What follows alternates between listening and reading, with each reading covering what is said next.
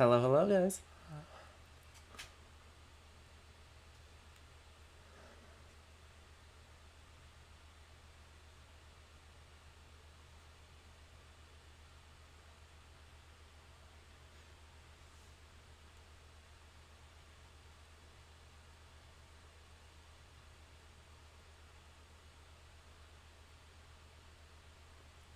Ooh.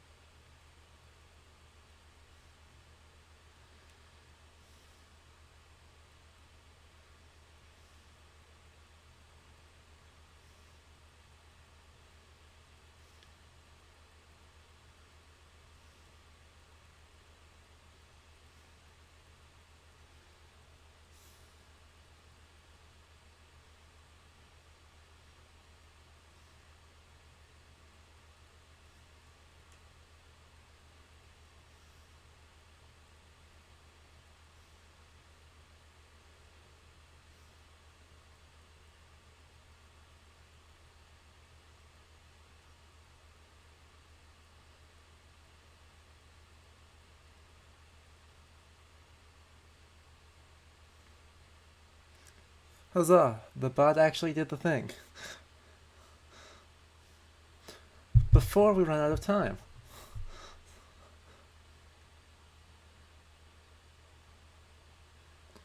Apparently asking nicely is the solution.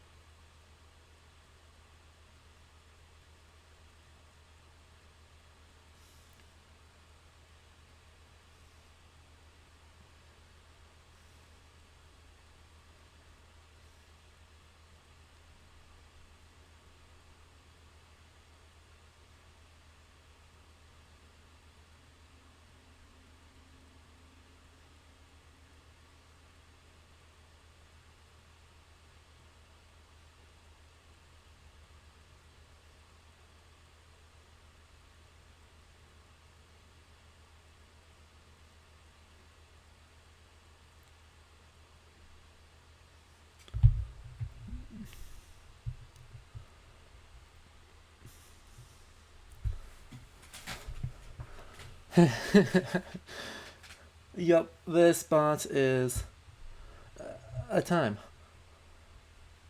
Let's see though, 5 seconds. And let's go. So, welcome to Ludo History. I am Adam, resident medieval historian and guide for this. We are playing a Plague Tale Innocence today. So, obviously I've got it in the title, but worth mentioning again, content warning, gore, and as you can see, an extremely uncomfortable amount of rats. We're going to be talking about the Black Death, or as it's known in academia these days, the Second Plague Pandemic. So this is going to get pretty dark through a lot of it, so obviously take care of yourselves. If I'll warn you, for the parts that I know are going to be particularly brutal, there's one really early on in the very first chapter, but take care of yourselves with this one. It's going to be a time. But we're also going to be talking about the Black Death and the 100 Years' War and what this game does really well with medieval adaptation and its medieval setting, and some of the things that it leans more into fantasy territory. Spoilers, my opinion is that the world design is exceptionally historically plausible. The character design is kind of a middle ground, and then some of the writing goes into pure fantasy land. But that's okay. Fantasyland is totally fine. I've played the first 2 chapters here, to make sure everything worked and we know what we're doing. But after that, it is going to be blind. So, empty slot, let's go. Let me just double check our settings here. Make sure, try and make my computer as happy as we can be. Yep. Awesome. So if you notice any fuzziness, that's just trying to be kind to my poor 1050 graphics card.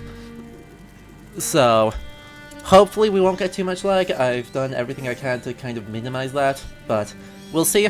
And I'm gonna, every hour or so, I'm gonna need to take a break for a couple minutes to get a new ice pack under my computer, because that's how bad it is. That's fine though. Let's get going. HUD preset, fine. And here we go.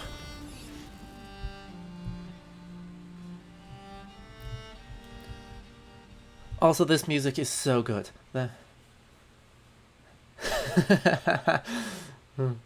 Yes, that is one way to think about Raptors, though we're a little bit too far south in France for them to have migrated all the way to Paris.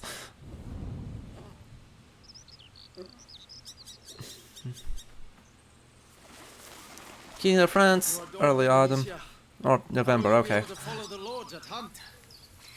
Is that your only ambition for me? To follow? I will beat them, and I will watch them eat my dust as I forge ahead.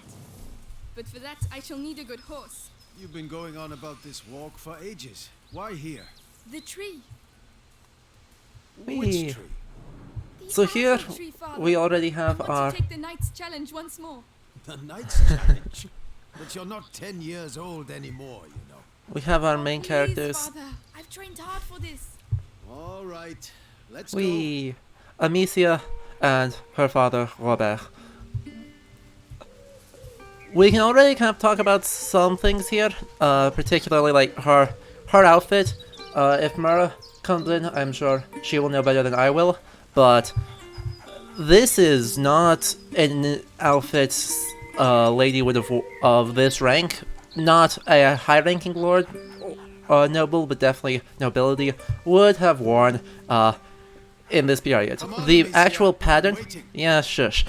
The actual patterning is fine. I like this brocade, but that it would be this like sleeveless layer with a tunic underneath it and then actual trousers would be basically unthinkable. Hello dog.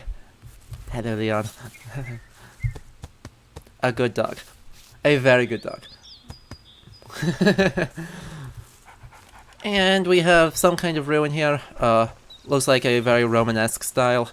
The idea that there would be ruins out in the woods is not unheard of in this period. Robert's... Look at Leon. The Guyenne beast is in a hurry to fight it out. Your beast thinks with its stomach, as usual. Well, there's something you both have in common. That's harsh. Actually... You'll find the prey. I believe in you. Get your hopes up. Let's keep going.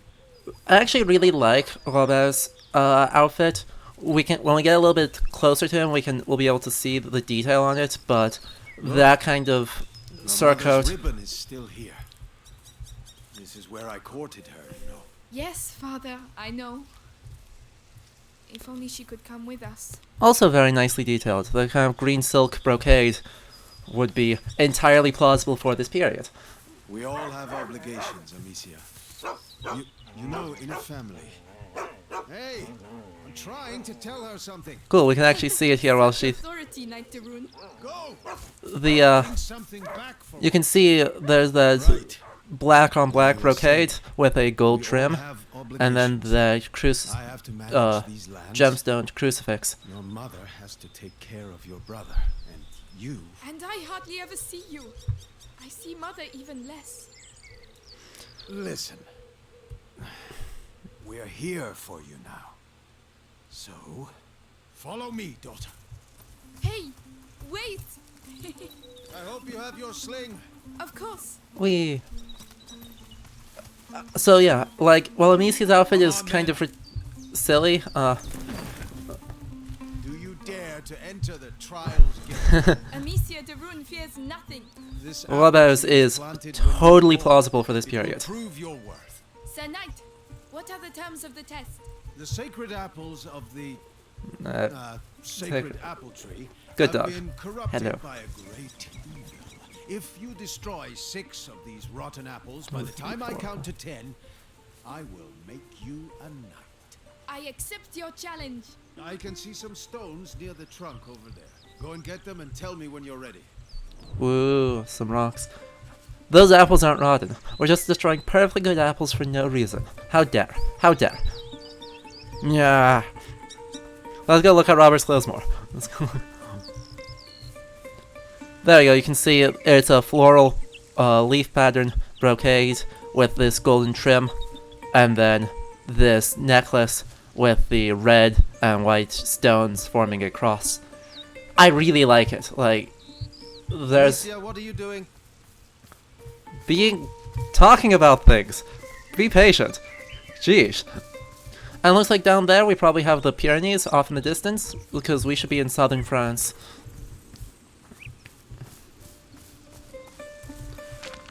Ready? But we have I'll show you I'm not a child anymore. we have our rocks. Last time I failed this challenge, so let's see if I can win it this time. It shall be done. So here we go. 1, 2, 3, 4, 5. Come on, Amicia. 6, 7, 8. And this is how Amicia becomes a true knight. There. Well, Voila. I must say I I'm did it. impressed, but your sling is frightfully noisy. It was a present from you. Oh yes, I'd quite forgotten. Mm-hmm. Goodness, what's up with him? Dog? Hello? Yes? Dog has found something. He Dog. must have smelled the rabbit. Come on, quickly. You go ahead. I'll catch up with you. Okay. Faster than I am. Okay. Let's go. I'm sure this will be fine. No problems at all. Nothing to worry about. Crouching. Go, go, go, go, go. Run. We'll be running a lot. Wait for me. Spoilers. Boing.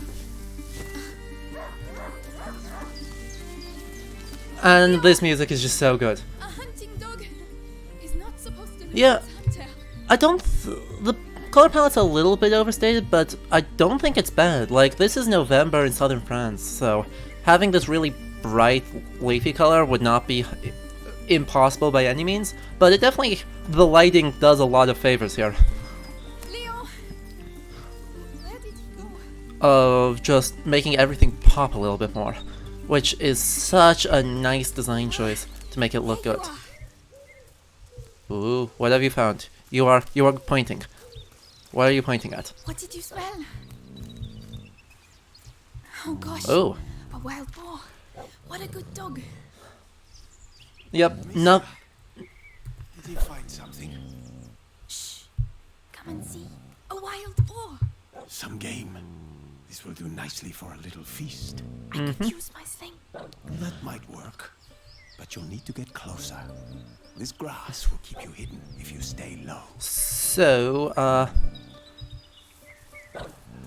It's drinking. you would not try and hunt a wild boar in this period using a freaking sling. Boars are scary. I don't know how many of you have seen wild boar, but they you don't mess with them. They'll ruin your day. Certainly, in the Middle Ages, most hunts for boar would have a team of dogs, not just one.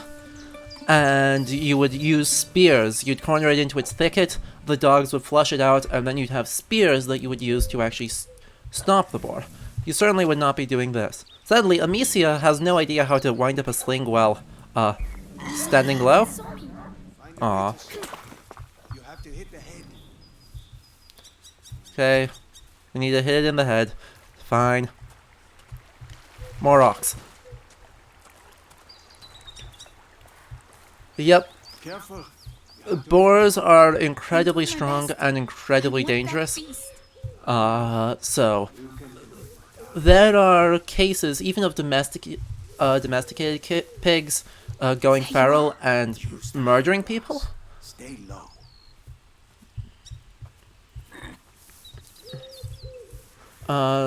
Need to do that, should be close enough. Got it. Does hunger always make you this accurate? Got it. Anyway, there was one from actually close to this time period, I think it's a little bit later, in France, of a domesticated pig killing and eating a toddler, and they actually tried it for murder and hanged it, because that's what they're... I promise you, tonight we shall dine like kings. That's just how dangerous they are. I have no doubt we will. Robert seems, That's a lot of mud. I'm sure it's fine. I'm coming, Leon. Keep him there and you'll get a piece for yourself. I'm sure it's fine. They did in fact hang a pig. But that gives a hint, like, that's a domesticated pig. A wild boar is much more dangerous, and... Oh, it's bleeding.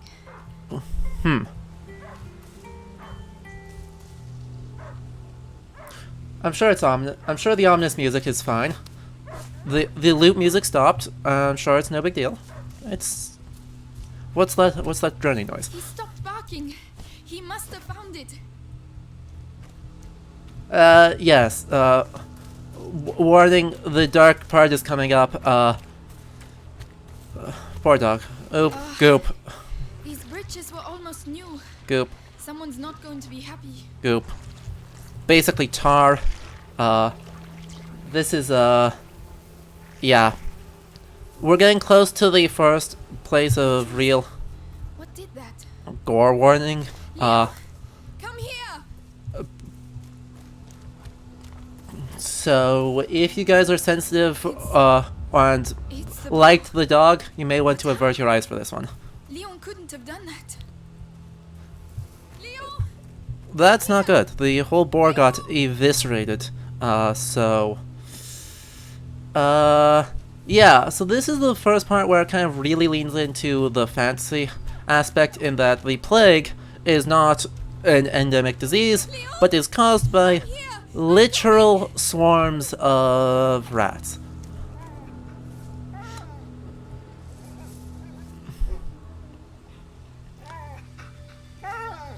Yeah.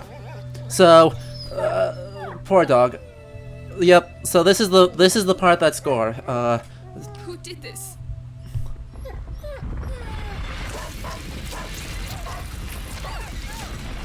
Yep. Yep. Bible thumps. Because yeah, that's... Is this? We must go immediately.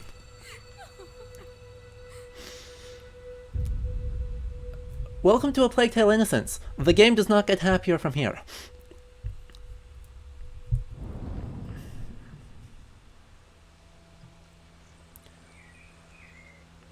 So, context for this period, November 1348. We have already... Organize a hunt. Go and find your mother. Tell her Okay, I must I'll let... speak with her. She's probably... Looking after Hugo.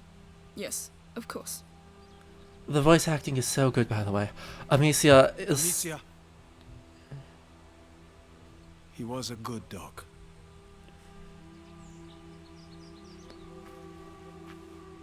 Yep. So, It's for reinforcing the door. context for this game. We are in November 1348. At this point, the second plague pandemic has been in Europe for about 6 months, and atrocities already have been circulating. Reports of atrocities and the absolute devastation of the plague will have circulated across Europe, from Italy and Spain mostly, but also at this point it's circulating within France and England. It is socially a period of great fear and of great problems. We'll talk more in detail a bit later in the second chapter of this game, but there is a lot of social anxiety going on that is resulting in atrocities being committed in the name of trying to figure out the cause and purge of this pandemic. Did you have a good Hello, Flora. Later, Flo. Tell the others that the forest is out of bounds until further notice. Yes, I'll tell them. The idea that they would, By the way, any news about the town? Everyone is on edge. Some were bitten during the night. Sounds like the English to me. Now, why would the English go and bite people? I don't know, to keep us off balance. Brilliant. The servants are incredibly smart, because also at this period, we are about 30 years into the so-called 100 Years' War. That was not 100 years, that was not a single war. You know, as you do. But, obviously that's on top of centuries of discord between England and France, really since the 13th century, when first King John and then King Henry III lost control of Aquitaine, Anjou, and Normandy to the King of France, Philip Augustus. England has basically been trying to get its French territories back since then, and we have the early stages of the 100 Years' War. In 1348, it basically gets put on pause because everyone's dying, and the King of France, Philip III, I believe, dies in 1350 due to plague. But yes, the servants are blaming the English because we have socio-political upheaval as well as disease. To talk about the manor here, I really like this manor. Like, this thatch-covered roof with low stone is perfectly plausible for both housing for very low class, but in a manor of this type for stable and pigsty. I like it. For the stable here is also totally plausible, though perhaps, yeah, you know, actually I don't think it's implausible at all. Maybe a little bit tall, but not bad by any metric. The layout of this manor, I love. They put so much care into it, and it works so well. Oh, Lady Amicia, you're back. Theo, there's an emergency. Get the others and go and see my father as soon as you can, alright? All right. By the way, I've set up some targets for your sling behind the stables. Oh, thank you. Yeah, guys, like that is a excellent image and much needed levity for this. Theo told me about. I still have my sling. Let's grab some more of those. We'll need as many of those as we can get. So yeah, sling, I'll let you guys know I'm bad at the sling, but we've got, you know, a few things there we can look at. But we can hold 6 of each ammo type, or 6 rocks, and then 1 pot. Oh, Vying Mischief. Slings were absolutely used at this point in time. They would not be a war weapon, but something for children to use, for kind of training and hunting. Absolutely, they were still in use in this period. We're not going to deal with the pots, though, just to kind of show you guys. I do have aim assist on, so notice it helps me a bit, because I don't want to try and focus on actually being good at aiming, while also taking a look, trying to talk competently. But that's okay. It basically just zooms in, charge yourself like a sniper rifle, and off we go. But look at these pots, kind of a basic clay fire. This, to me, suggests that you know, this place is not rich. We are definitely in a minor rural noble estate, and I'm stuck. There we go. Got out of there. But still, definitely, not poor either. These are definitely well-made pots, but we're not looking at the highest echelons of society here.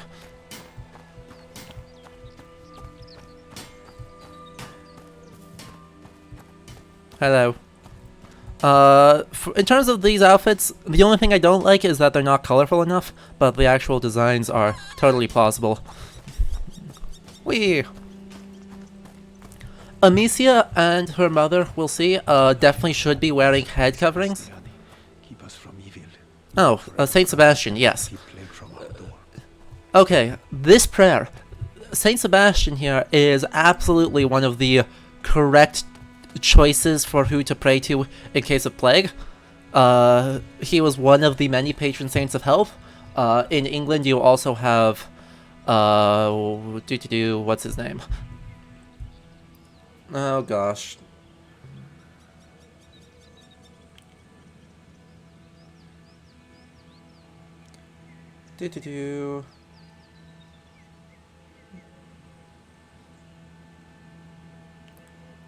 Oh, come on, he died. Henry I killed him. Why can't I remember his name?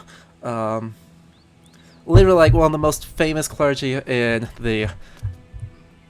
England, but my memory is bad. Take care of Leon, please. He deserves. Yes, this thank place you, at your Mooncake. side. Thomas Beckett. Even if it Jesus, wasn't I am about so bad. Goodbye, my darling dog. I am so bad at remembering names. Don't worry about it. But yes, Thomas Beckett would be prayed to in England. Pilgrimage to his to Canterbury, to his burial site. An amulet was thought to cure all sorts of diseases, not plague specifically, but things up to and including leprosy. And again, looking at the design of this chapel, I love it. It is so good.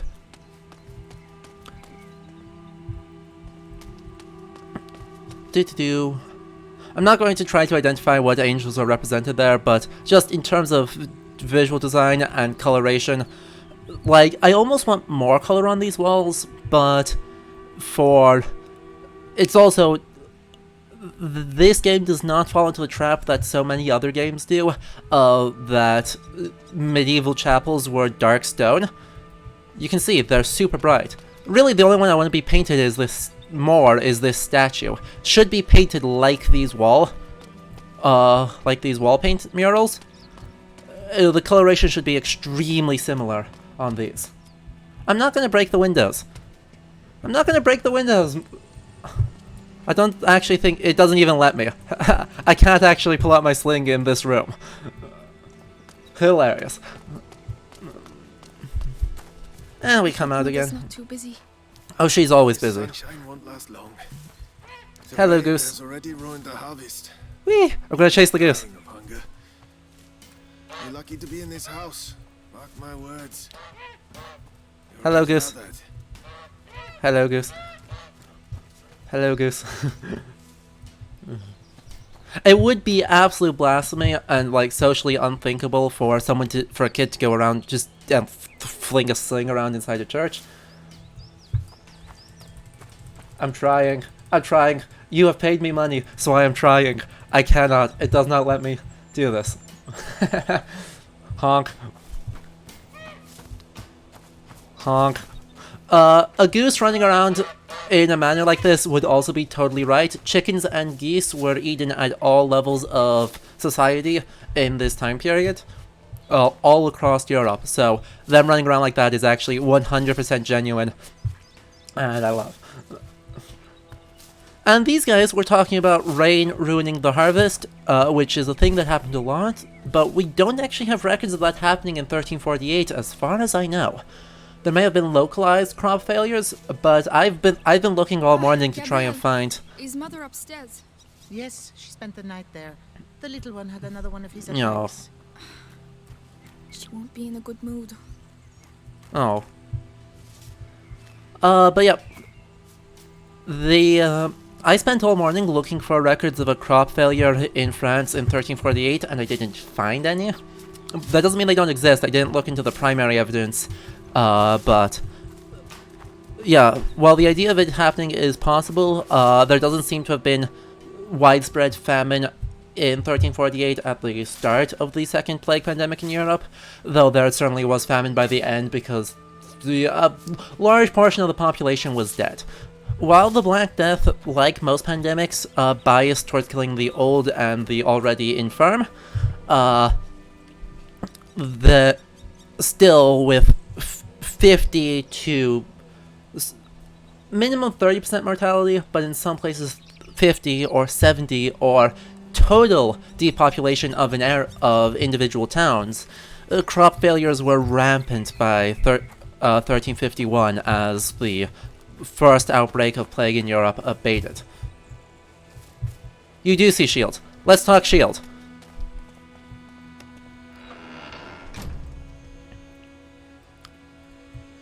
Once again, I love the interior of this building. You see lots of Shield. The central one here is the crest of the Darun family within the game. It is actually, like, when I first set up the settings, that is what they used for the brightness check, so this is clearly the thing.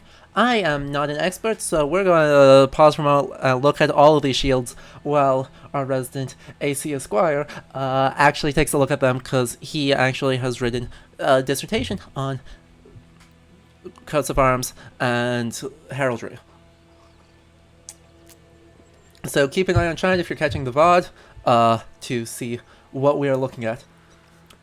But yeah, that's kind of my opinion too, is that there's a lot of kind of fantastical imagery that this isn't really, that one and that one are not really, well, the raw design, especially of that one, is theoretically plausible. It's not actually corresponding to known heraldry.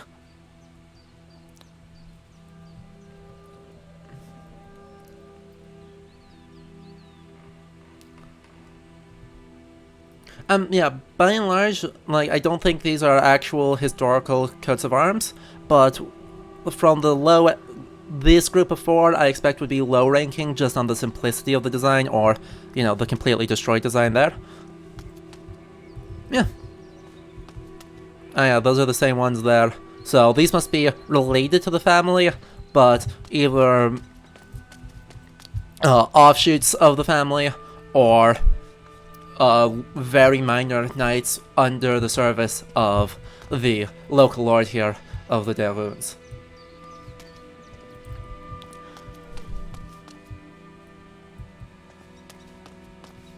We also here have armor.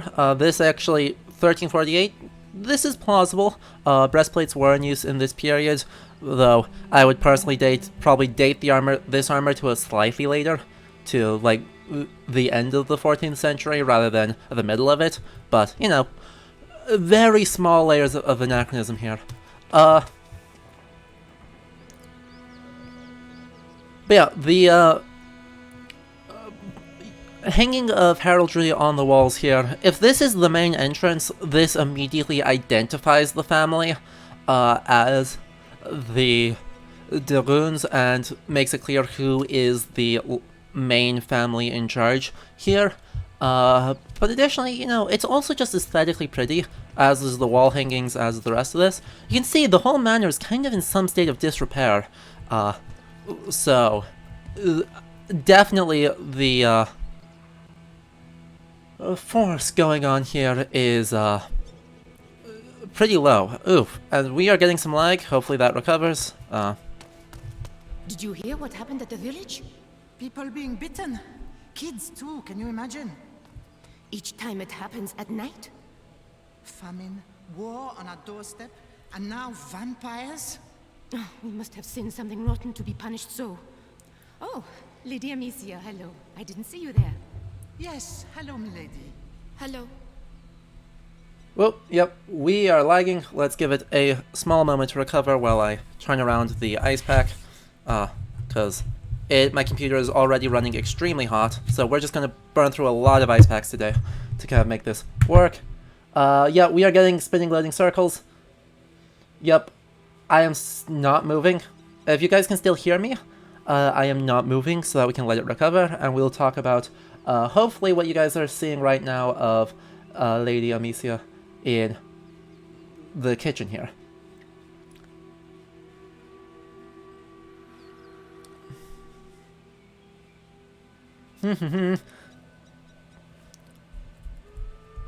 Okay, actually, I'm gonna get another ice pack and lay it on top of my computer because it is rough.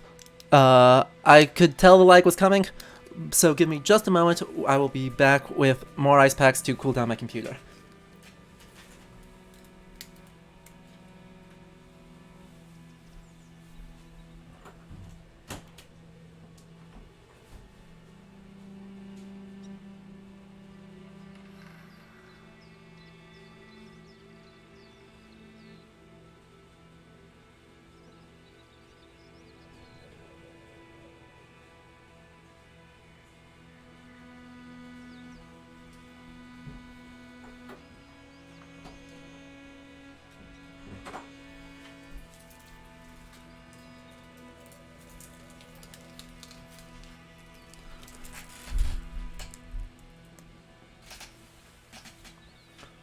Okay.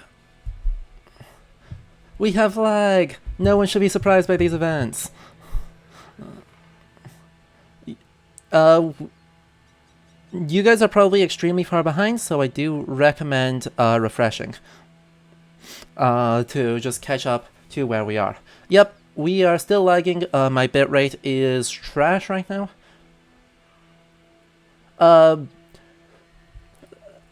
The reason it's so hot is that I have a GTI 1050 as my graphics card, playing a very high fidelity game and streaming at the same time. It's bad. Additionally, the fan design is not optimal for this setup. It blows out the bottom, which on a laptop is bad. Turns out it's not a good idea to have your fans blow down on a laptop. So yeah, it's not great. We're gonna do our best to let it recover, but I have no idea how much lag you guys have, so let me know when you hear testing 1, 2, 3.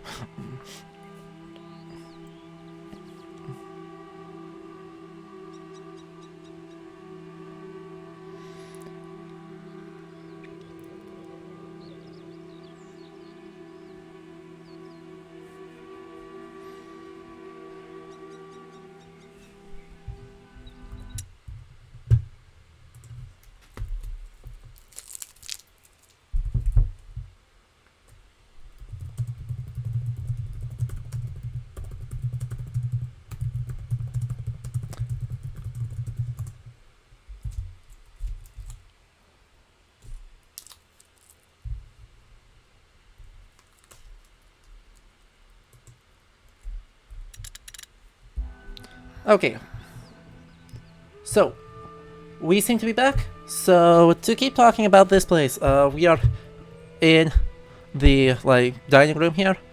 Once again, this all reinforces the idea that this is a kind of lower nobility.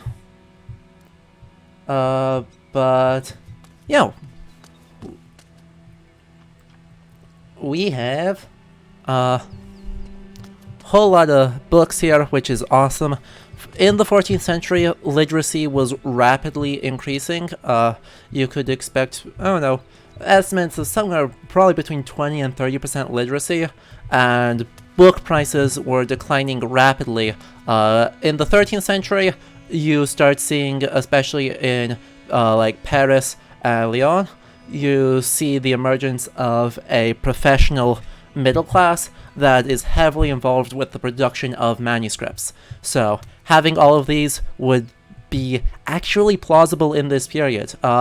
Probably throughout the entire manor we have a little significantly higher than average, but this is awesome.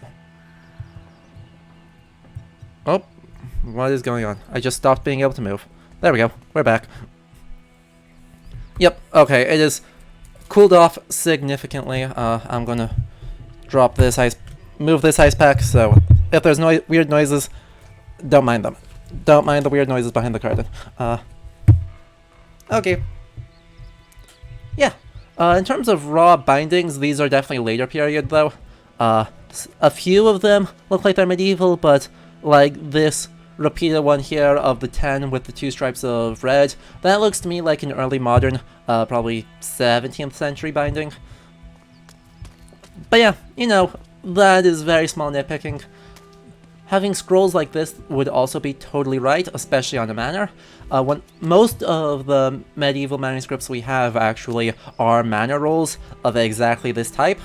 I've actually gotten to handle some of them from an English minor noble named Nicholas Bacon, which is awesome. Okay. We will probably be lagging more. I'm noticing we are still getting alerts for dropped frames, but we will make do as best we can. I love this manor. I love the fruits on the table. They are right for this region of France. Apples and pears, and occasionally other vegetables. They did so much work on making all of this right. And well, they reused this particular lock dresser a lot, but that's okay, because I love it. I suspect this one is actually based on a medieval piece, because the amount of detail and the silver both edging and locks there is extremely late medieval, and I love it. I love all of it. Hello, kitchen. Thank you, Leia. The smell of your cooking warms the heart. Oh, it's nothing much, but I think you'll like it. I'm sure I will. I love all of this. And there's a fun thing up here.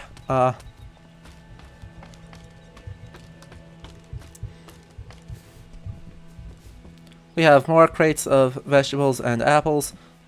And up here there's a shiny. Hello, shiny. Shiny. Cinnamon. I'd almost forgotten what it smells like. You were Spices. right to hide it. Father would put it in every dish. Spices. Rare and expensive, spices are not found at all tables. Moreover, the population is convinced of a hierarchy of elements based on their proximity to the divine. Fire precedes air, which is above water, which covers earth. Vegetables, which grow in the least noble of elements, are meant for the most destitute, while birds, which fly across the heavens, generally end up on the plates of lords. This is nonsense. The true point of this is that spices were fairly rare and expensive in medieval Europe. Particularly, like, cinnamon has to be imported from Southeast Asia, as do many of the other spices you would kind of guess were found off of this. That being said, cinnamon was also common as among the nobility, even the lower nobility, by the 14th century. The trade routes by sea from Southeast Asia across the Indian Ocean into the Dar al-Islam, and then either across the Mediterranean or through Constantinople into Europe, were totally right. This is too early for direct European trade routes, but that network of trade is highly developed by the 14th century, and so the idea of a local minor lord in southern France having access to cinnamon and other spices is totally legitimate. What's nonsense is the idea that there is a hierarchy to the 4 elements. This is a reference to Aristotelian natural philosophy with some parts of the associated Galenic humors. There is no hierarchy to these, they just are. And so the associated idea of vegetables being meant for the destitute, while birds are for lords, is nonsense. Chickens and geese were eaten at all levels of society, while wild birds ended up on the plates of lords because the showing them being a dish shows skill at falconry, which is a very elite activity. It's not through any natural philosophy shenanigans, it's purely a symbol of social status and skill in the hunt.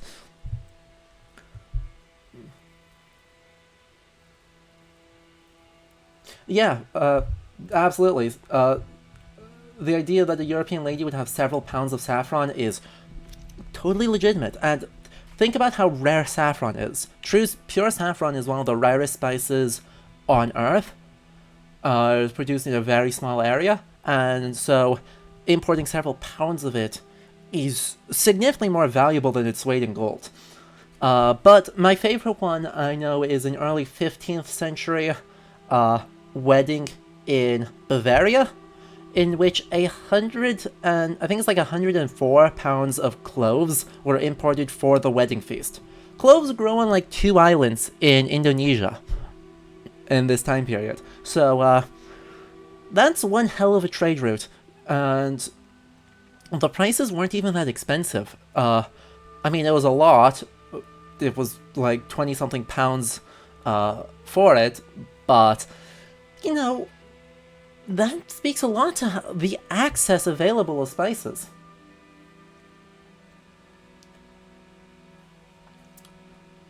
And Viking Mischief.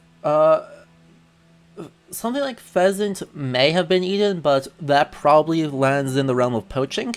If it's in a owned forest, peasant hunting either with sling or with bow, wild game, was something that happened all the time, but would technically be poaching, which is punishable by outlawry or public whipping or execution in some cases. So it definitely happened, but there are lots of rules in place to try to discourage that. But yeah, let's just disabuse this whole hierarchy of elements. Certainly there is a little bit, obviously being hot and dry and wet and cool, where men are hot and dry, fire and air, and women are numerically more wet and cool, and that was supposed to be explanations for all sorts of problematic beliefs about women. So there is kind of an admittedly loose hierarchy, but definitely it's not this strict social hierarchy being mapped onto the elements.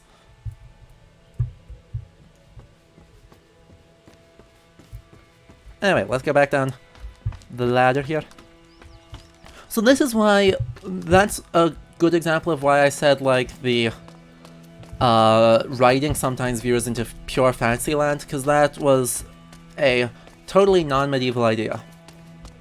Anyway, let's just look at how pretty all the light is. And that weaponry looks, I mean, that partisan looks a little bit later to me, but a very small nitpick again. And we go up the stairs. Correctly, circulating counterclockwise. Yes, Lady Beatrice, leave it to me. And we hear the name of the lady. Have you been to see Mother? Indeed, do you want to see her? It's important. Father's orders. Oh, in that case, I have to finish your room. By the way, I've left a little something for you on your bed. Whee. Come and see if you like. Thank you.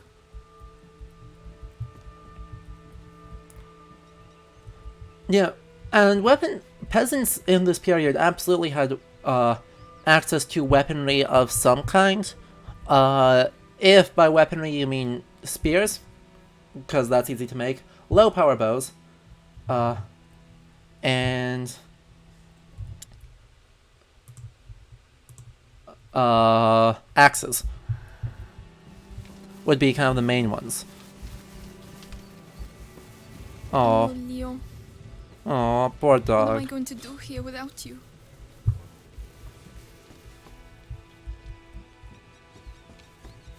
AC Squire, I'm definitely not by no means an expert about The placemat that Mother made for me when I was a little girl. the I've been looking for it everywhere.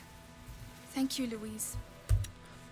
about religious cloisters and what that would look like, but yes, I do know that there is definitely a difference between monastic and convent designs. Anyway, a tablecloth. Hand-woven doilies are often decorated with lace and used primarily to protect tables from hot dishes. This doily is adorned with the family coat of arms, a traditional pattern for young, well-bred girls when they learn to crochet. This is true, though. This particular, like, cross-stitch, I actually don't know if it's used in the 14th century, but nothing about this screams implausible to me.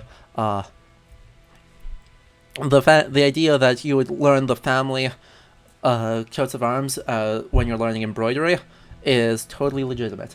So, I can't speak that this thing is 100% historically accurate, but it's at least historically plausible, much like the spices are historically plausible in this period.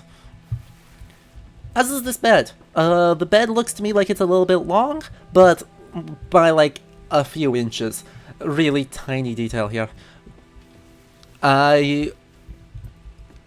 I am so impressed by the amount of work put into this manor, into making this, really communicating the sense that we are nobility, but we are fairly low-ranking nobility.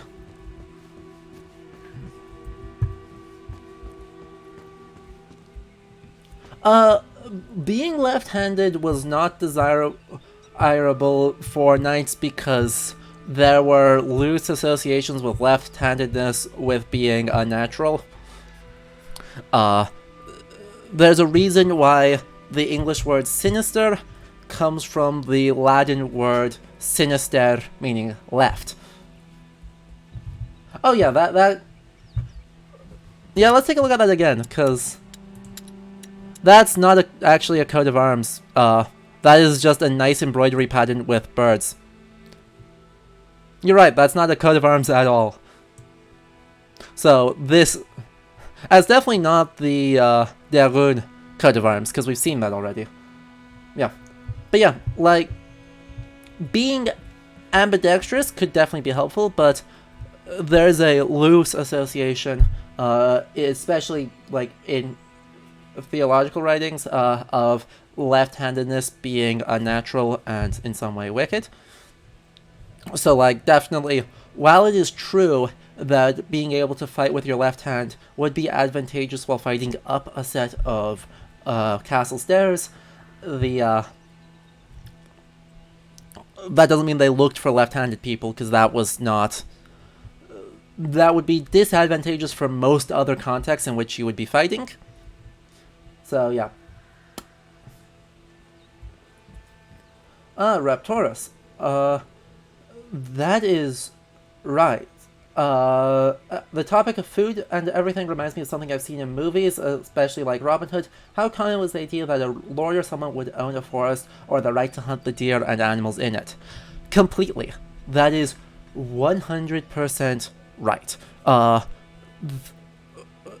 Forest lands were managed and were highly desirable for their productivity in the Middle Ages all over Europe, and so royal or local lords would own the forest, and the yeoman, especially in England, would be the person in charge of managing the forest. The related idea then that you would have outlaws being in the forest and poaching, stealing the lord's deer stalks is also legitimate. In especially like early England, Scandinavia, I think even in France, and the Holy Roman Empire, there's an association of outlaws with being sent to the forest, which, despite woodlands being managed, were still perceived of as a dangerous place in comparison to villages. Anyway, let's go meet our mother.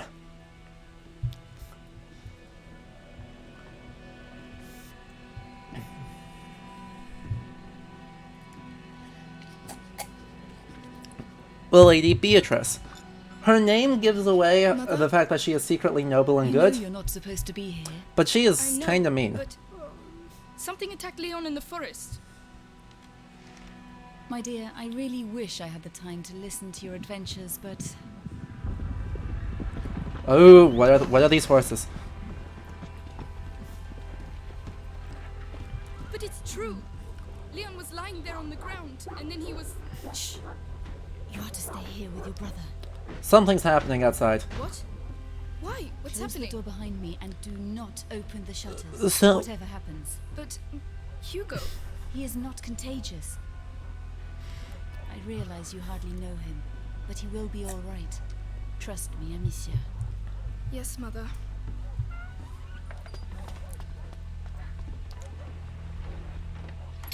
Cutscenes.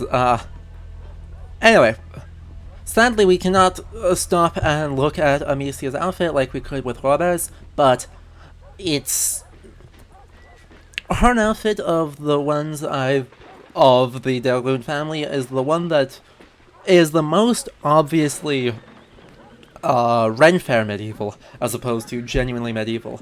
While the coloration and materials are right, it is way too low cut, and a lady in this time period would have been wearing a head cover of some kind, either probably in this period still fairly modest, nothing too ridiculous, but you're starting to get the conical hats and the wimples of the later Middle Ages showing up in the 14th century. So way too few layers of clothing, no head covering, and this goes for Amicia as well, and generally much too low cut of a dress for the time period. So that falls in what I consider Ren Fair medieval, which communicates the idea of the Middle Ages really well, but is not itself a medieval event. Beatrice also appears to be an alchemist of some kind. All these potions. Mother. And is trying to work on to cure him. medical ideas. I love this book stand. It is perfect. This is something I genuinely want in my house because it is so aesthetically awesome. Incredibly detailed woodwork being set up on a desk here. The more extreme ones from this period would not be a single book stand, but would actually be a gigantic revolving desk where you could have basically like 3 or 4 different manuscripts open at the same time and just crank between them. Which was often used in scriptoria in monastic contexts. So you could write something and you could have your exemplar on one thing, you could crank, read it, crank back, and then copy it.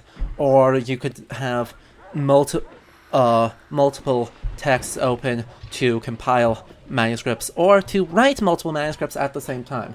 It's awesome. I love that they have this inclusion. These bottles are definitely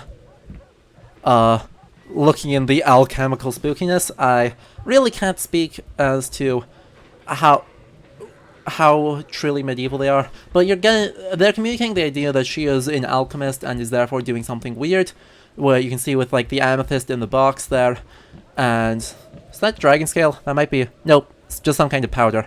I wish it was dragon scale, because dragon scales were sold in market in this period, potentially an extinct species of wood, we're not sure.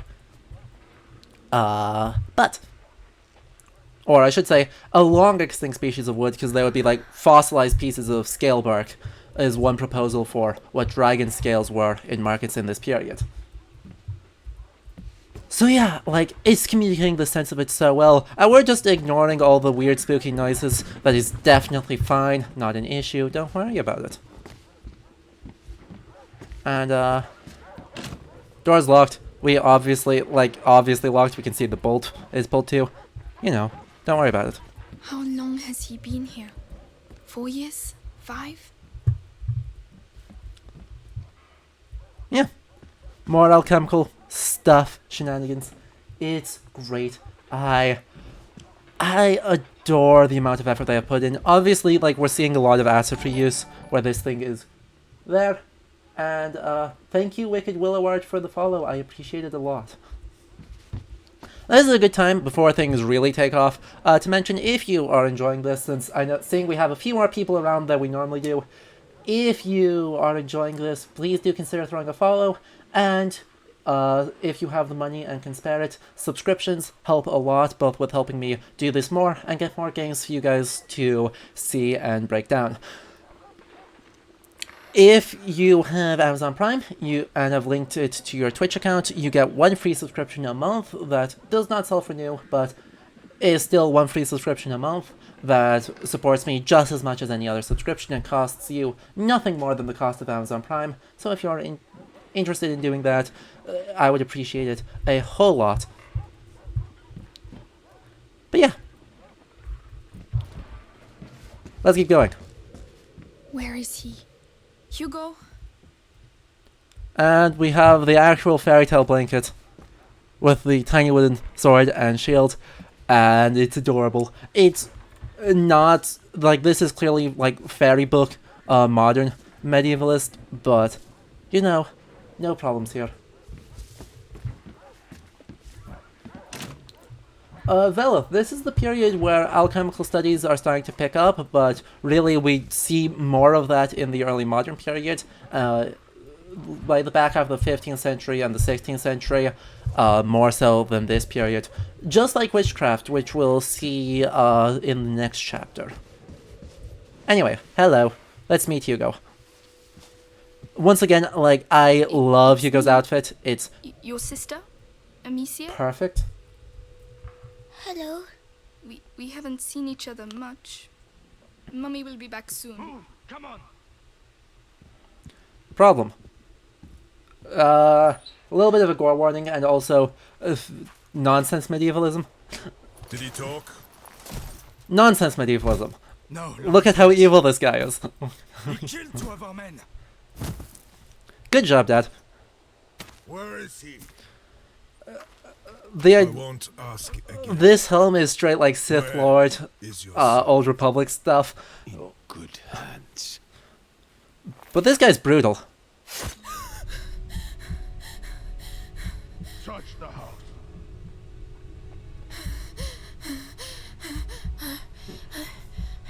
That is,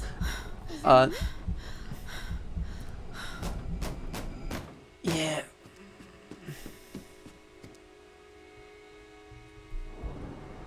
Hugo, come here. What's happening? I know you're here, kid. I don't have time to play games. Where have they hidden him? Stay down. Hugo, it's me, Gabrielle. Come here quickly. Yeah. You! What the hell are you doing? Let's go. The kid, huh? Don't worry about it. We're fine. It's fine. It's fine. It's fine. There you go. It's fine. Teach you. Oh yeah, you guys are on pretty significant delay, so And you, stay. Come on. It's very clear. Tell me, where is Hugo? yep. Yep, they're looking for the kid for some reason, but they are not doing great. You guys are on probably a couple, almost like a minute delay, so you may want to refresh again when you eventually hear this. But we are trying to escape. She'll know.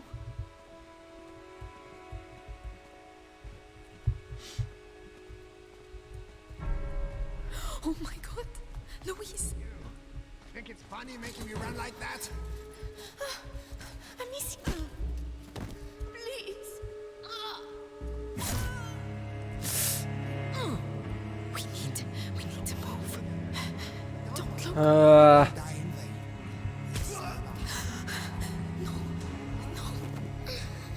No, Amicia. We have to keep going. Don't make me hurt you. This is... I don't know how we're not being spotted, but we are not being spotted. Don't worry about it. We're fine. We're fine. The brutality here is definitely... I wish I could say it was implausible for the Middle Ages, but it's not. The thing they allied here is the fact that likely with the manor being taken that there would be a lot of sexual violence being inflicted on the female servants. That is a fact of just how the Middle Ages were, but yeah, it's not great. The rest of the brutality is sadly plausible. The Middle Ages was not a good time to be alive for a lot of people, even for a family that up to this point treated their servants extremely well. I'm pausing for a moment to just tell everyone to refresh again.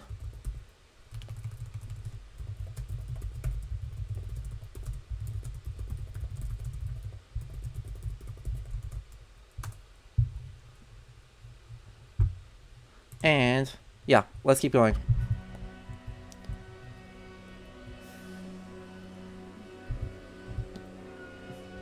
So yeah, things just got really bad really fast.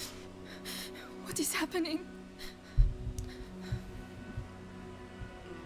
Definitely something is happening, and they want Hugo for some reason, probably related to his illness, but what's going on is very, very uncertain. Hugo, take your sister's hand. I'll go first, and you just have to follow me, all right? The classic trope of We have going to in cross the gardens. and tearing your own skirt to be able to move better. Follow me in silence, all right? Yes. They are French. The people in this thing are... They are everywhere. Trust me. Through the grass, they won't be able to see us. Wait. Mommy. Shh. Tall grass is perfect. We will hide forever. But yeah, these guys are French. They are part of an Inquisition, but... I've got another one. Who is it? The gardener. Knows the family well. Says he watched the kids grow up. Yes. Y- The little one loves flowers. I used to take him some. Flowers. You can do better than that. Take him. Huh. Make sure he tells you everything he knows. Neat. So you guys will have to kind of just deal with me being very far behind. I will answer questions as I can and comment on things as I see them to try and help out, but you may just have to deal. Go to hell. You first. It is... These guys are a French Inquisition, which we are a little early for the Inquisition. Inquisitions really start picking up in the 15th century, not the 14th. We have to get through. Alicia, help him. I'll carry you. All right? All right. Be careful getting down. Yes. And Everyone doesn't like the English. Just a boy and a bunch of peasants. How long can it take? Go on. Tell us everything. Look out. They'll see us. You have to get further away. If I can hit the helmets in the grates over there, your sling will give us oh, away. where did all my rocks go? Throw it instead. So I can throw things that noise? Right. and distract let's go. people. So yeah, I mean obviously like Beatrice's skirt is extremely long, Cerelia. So you know it's Breathe. here you go. Like I showed you. Not now. We don't have time. What's wrong with him? Her skirt is more than floor length, so We need you to know. go faster. Calm down. So, the boy? He's hiding, but Lord Nicholas is tracking him down. He's the Grand Inquisitor's right hand. The guard has never had a better So captain. yeah, Good. some At least he got the father. And soon he'll get the son. Mother, why? What do they want from that's me? a good question. I'll explain later. We have to get out No. of here first. No bad tropes. Don't do that. Come on. Death flags are obvious. Let's go. I'm going to see. But yeah, well, there were heresies, or accused heresies at around this time. The idea of there being a pure, a organized inquisition with a Grand Inquisitor is kind of Throwing one of these pots. not period. Will attract him. We'll slip past behind his back. All right. Oh, no. Tab. Listen, I know what you poor people are like. Always got a sneaky coin hidden somewhere. That is also historically accurate, that you would look for coins over there. But, Better go see what it was. hey look, he's a reused asset. He's the guy Beatrice bonked on the head earlier.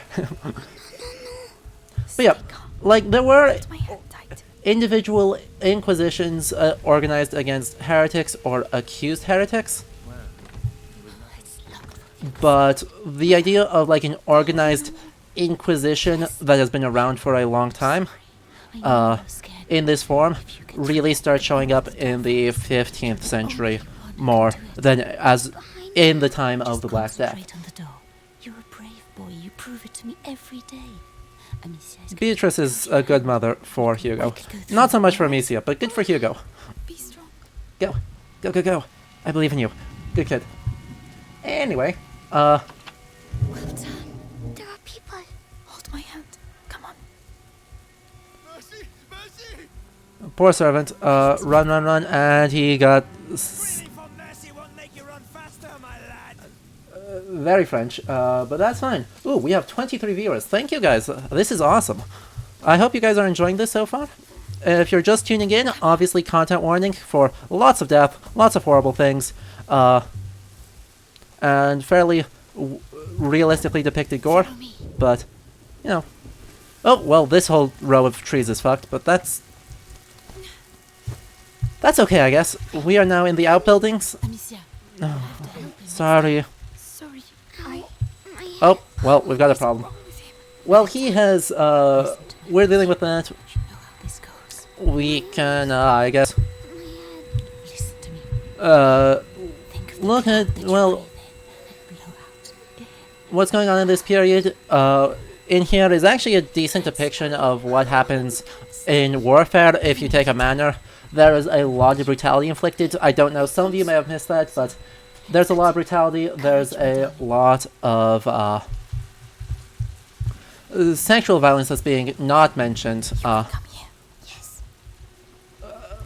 or depicted, but still, this is not a good time to be alive, and there is a There you go. Thank you. lot that needs fear. Additionally, the rough depiction of We can go now. these guys, There are pots over there. I could cross, make a diversion. Alone? Yes. You'd have more time. I'll wait for you. so we're just gonna wait for this guy to come back over. But yeah. I am definitely no expert on arms and armor, but nothing about this, these guys also strikes me as implausible. But, crap, hide. Hide again, thank you. I think I already have a pot. Do I already have a pot? I already have a pot. Perfect. I'm well. Mother and Hugo need time to get through.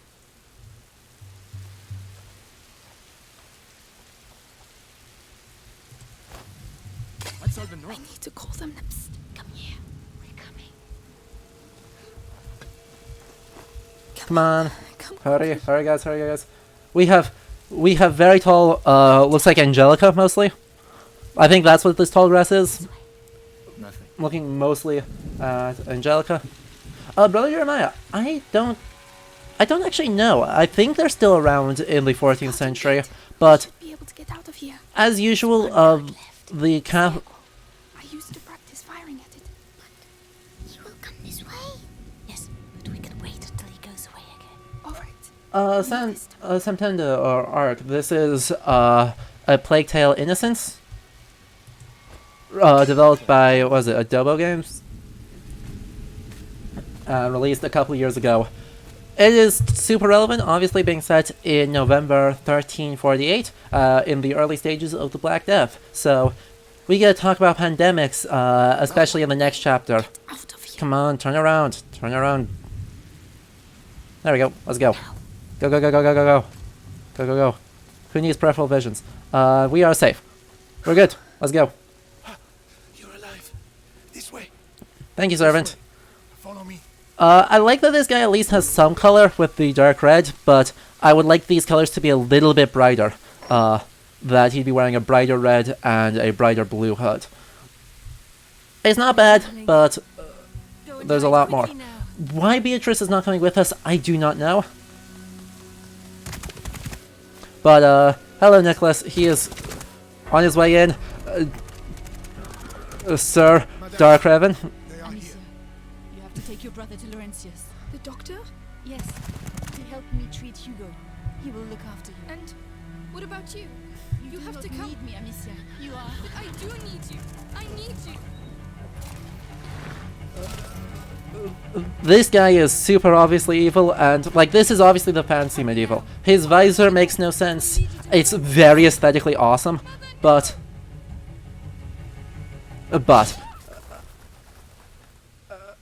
hello Mordath. If they're doing a debate, this is the servant and not Beatrice, but it could well be Beatrice as well. I genuinely don't know. Anyway, Amicia's doing awesome, but we just need to freaking run. Run. Lots of people. Hello. Yeah, good thing they have Stormtrooper aim. In good Sith tradition, since their leader is clearly a Sith, these guys all suck at shooting. But something weird is happening. Part of it is draw distance, the fact that it is so low, but there's definitely something weird going on. Like, what the heck is going on in these woods? Yeah. Yeah. Oh, something weird is happening. No idea. No idea. But, oh boy, these guys are getting absolutely screwed. Uh-oh. Where are we going? Where are we going? Screw it, straight into the river. Let's go.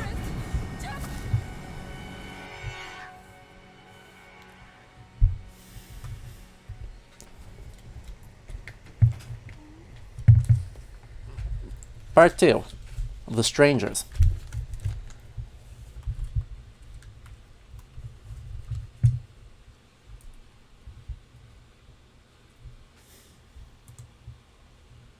It is loading.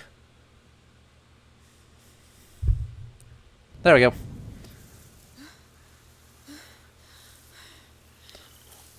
They are now very soaked. The village must be further on. Someone there should be able to help us find Laurentius.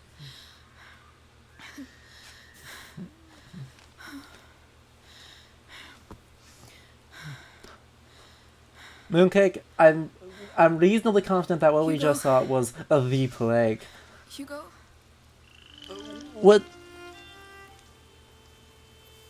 What is weird about this game is that they show both a very realistic reaction to plague as illness, and also shows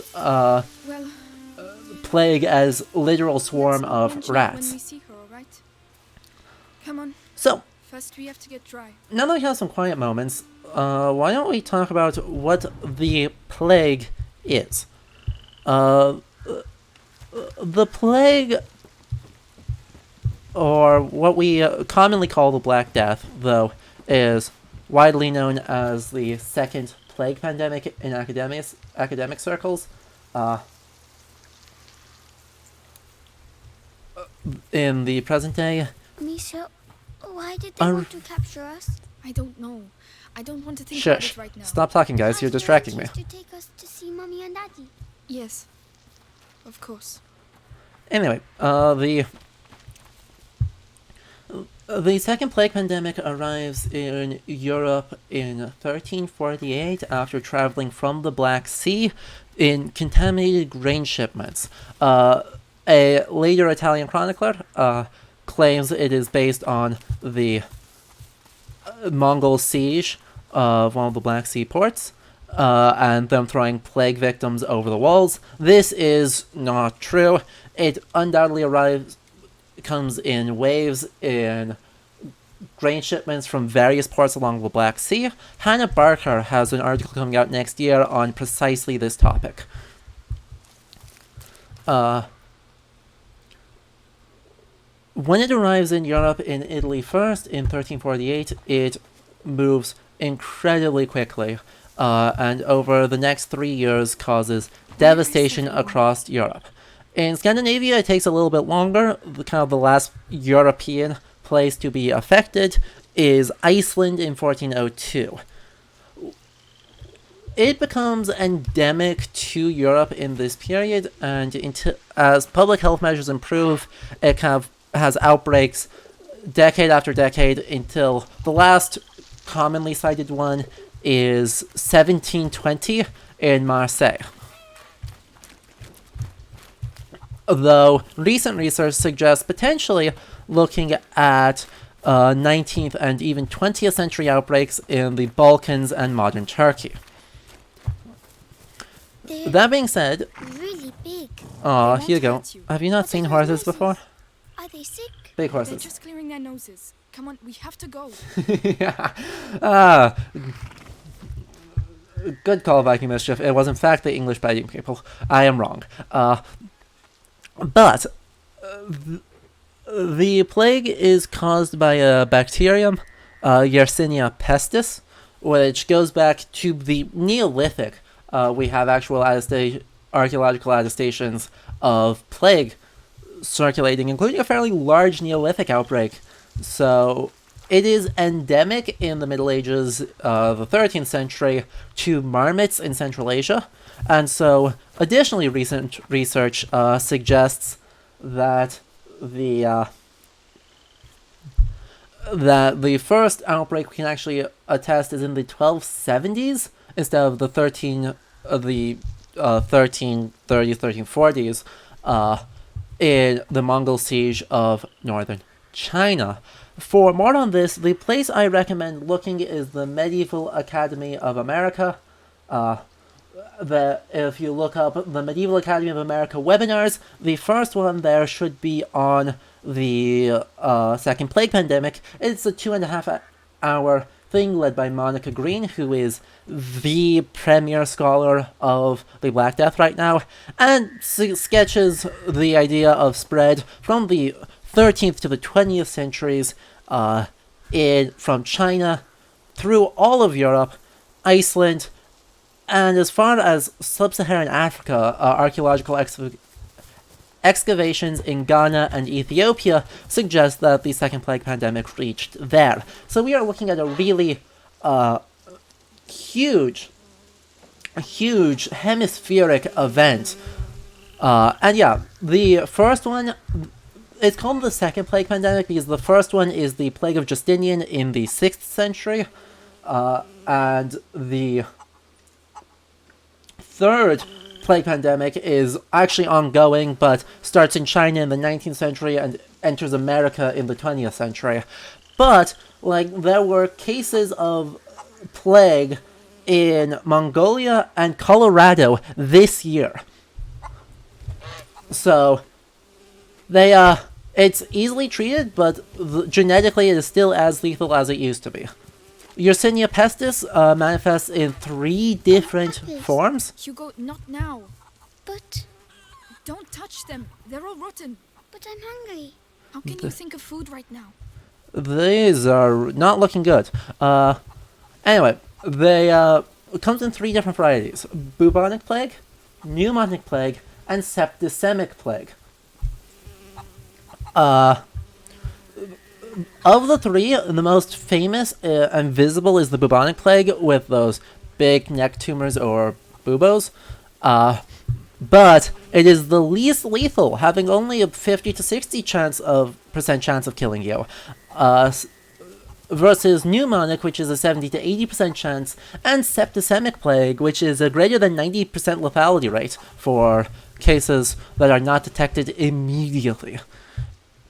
Realistically, from contraction of the disease, you have a few days to get diagnosed from when symptoms start to manifest, or else you are just dead. There is very little to be done about it. Smoke. As I mentioned, it caused near total depopulation of some areas, but generally looking at a between 30 and 60% mortality rate in the early outbreaks of the second plague pandemic. In other words, it sucked. That's the really rough way of saying it, but yeah. Now we're going to talk about a medieval town.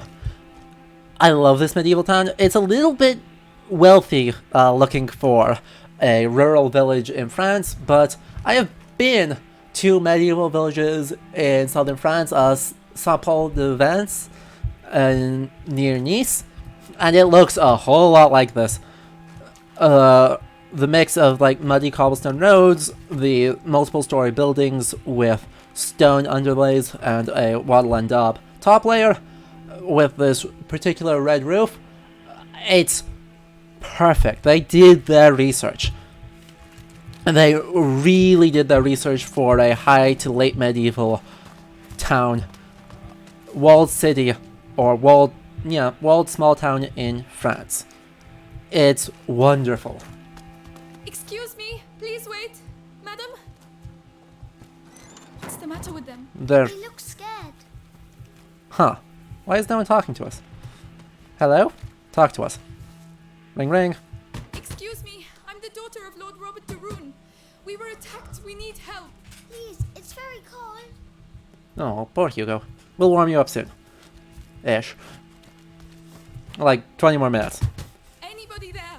I'm with my little brother. The de Rune estate was attacked. Hello? I'm begging you, please help us. But, We're wet and hungry. yeah, What on earth is going on? the rotten food we saw earlier, is definitely weird. The idea that it would just rot on a market stall like that is complete nonsense. But we have seen, like, within this place, there is abnormally fast production of rot. We saw that at the beginning, with the boar being eviscerated and immediately getting swarmed by flies and entering a state of decay. So, the idea that maybe overnight you might see the rot within this particular pseudo-historical setting is not unreasonable. But yeah, Is anyone you're there? not gonna let Please that help. much food and fish just No one is going to let us in. rot What's the matter with them? on this way without severe exceptional circumstances. Now, obviously, this town is nowhere near full capacity right now. There's very little habitation going on within this town. We'll see. Please, somebody help us. Hello. But I'm your lord's daughter. Not wanted. The townsfolk seem to be scared of us. Not super sure why. Either we have had a very bad reputation, or there's something else going on here. We waited too long. I told you we need to leave. And go where? Someone's there. We'll come back later when things are better. Yep. I'll be dead before things get better here. That's enough. I don't want to talk about it anymore. Oh. Okay. Fine. That suggests that it's other things are going on. But, namely the other thing being, you know, a plague. As you do. Anyone We'll there? yoink those, we'll need them later. Here. Clear off. Hey, rude. What has got into you all? I don't like this place. Neither do I, Hugo. Neither do I. I am adoring, just in awe at how well they've constructed a medieval small town. It's a bit big for a village in this time period, but, you know, certainly not a local production center. We saw like there were like 2 shops, one of which was a tailor, which would be totally fine. And we have another statue of some kind of local shrine as we enter the infected quarter. Look, someone's drawn something on the doors. Come back here. That means there are sick people in these houses. Don't touch anything. Oh, they're not allowed to go outside. It's more serious than that. It means that we could catch their illness, so stop running around. Alright, sorry. Oh, poor Hugo. He doesn't know anything about the world. They burned all the furniture. Yep, that would be correct. Well, the marking the doors this dramatically is probably a bit of an exaggeration.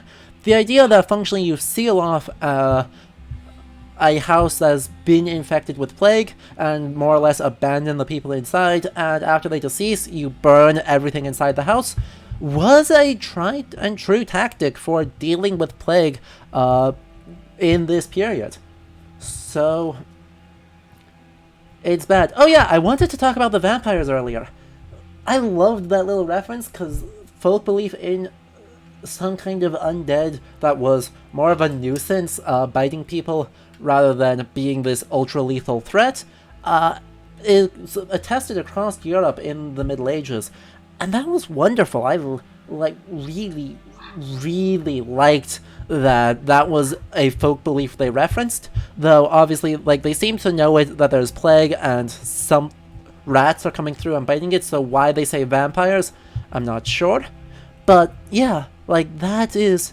While vampires become more lethal and more dangerous in the early modern and modern periods, in the Middle Ages, there's definitely belief in various kinds of undead that you could translate as vampire, and or some kind of nuisance that caused physical harm that needed appeasement. So I actually really liked that reference. Whether or not they intended it to be a legitimate one or not, they succeeded. It's great. Hello, let's grab these apples. No one else is using them. They aren't rotten. Things as they are at the moment. I suppose so. Oh, thank you. Nom nom. Nom nom. Yay! Achievements!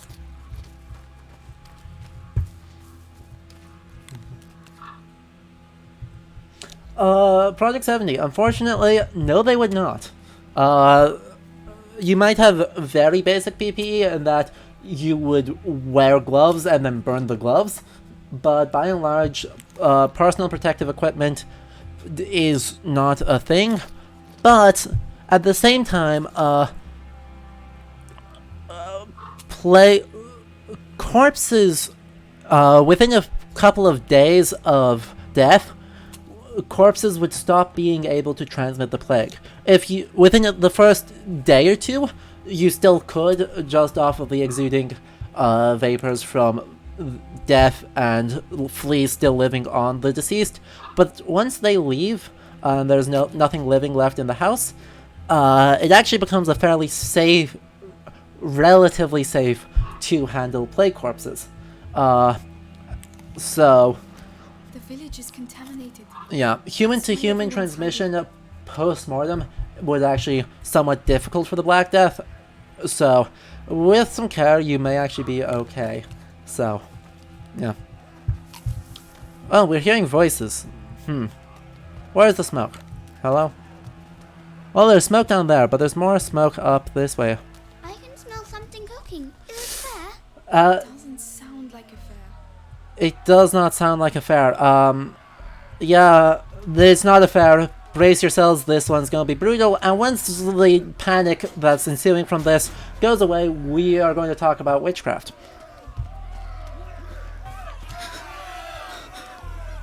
Good lord. The things cooking are people. You! I'm begging you! Go get help! Well, I'll be damned. You're the rest of them. What? No! Wait, we're just looking for someone. And you found him. It's your damn music what brought them out, huh? Those dirty vermin that invaded our church. That filth would attack our children in their beds and gave them the black thing. But now you found Conrad Malfour. I'm telling you, this is the last village you'll infect. Amicia! Come on! Run! Run! We need to run! Why are they angry? Are they going to burn us Oh, too? we need to be not here. Crap, ran into a wall. So... And more people there. Here, get inside, quickly! Go inside, please. All's quiet. He's going to see us. Ooh. Have to wait until they show themselves. Then we'll get them. What's that? I don't know how he doesn't see that rock, but you know, whatever. Somehow did not see me throw that rock over the wall. But yeah. Come on! That appears to me like a witch burning, but the idea of We showed him. crap. Not that way! Anyway, I will get a coherent thought through my head while talking, eventually. That way's blocked, so let's go here. Wall, over. Anyway, the idea or statement of music is a little bit weird, because... We should never have come here. Why are they doing that?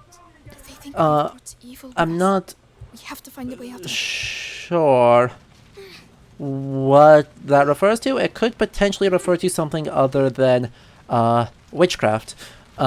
Specifically, to get the initial thought, there was not widespread belief that witches, well, the fact that they existed was not universal. It was not rare, but it was definitely not universal.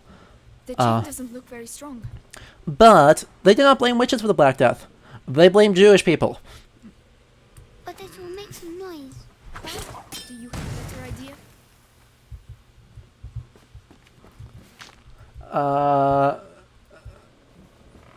So, yeah, you know, amazing.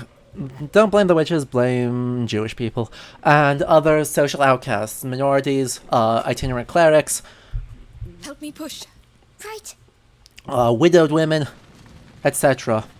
would be people that were blamed more so than witches. Notably, those categories do end up overlapping with witches, but they are not, by any metric, Climb up. I'll help you. a perfect overlap or specifically attributed to witchcraft.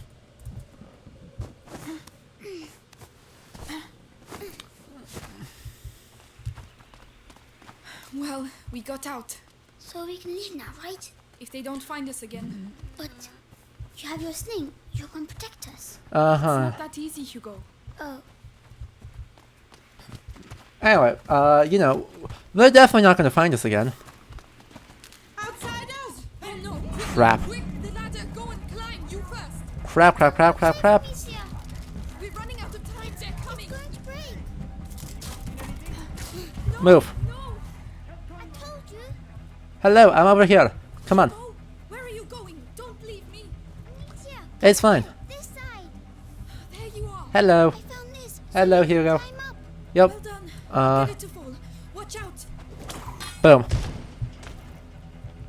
Oh, I got someone standing over there just kind of watching us. He's not moving. He's not moving at all. Here you go. Well done. I was scared.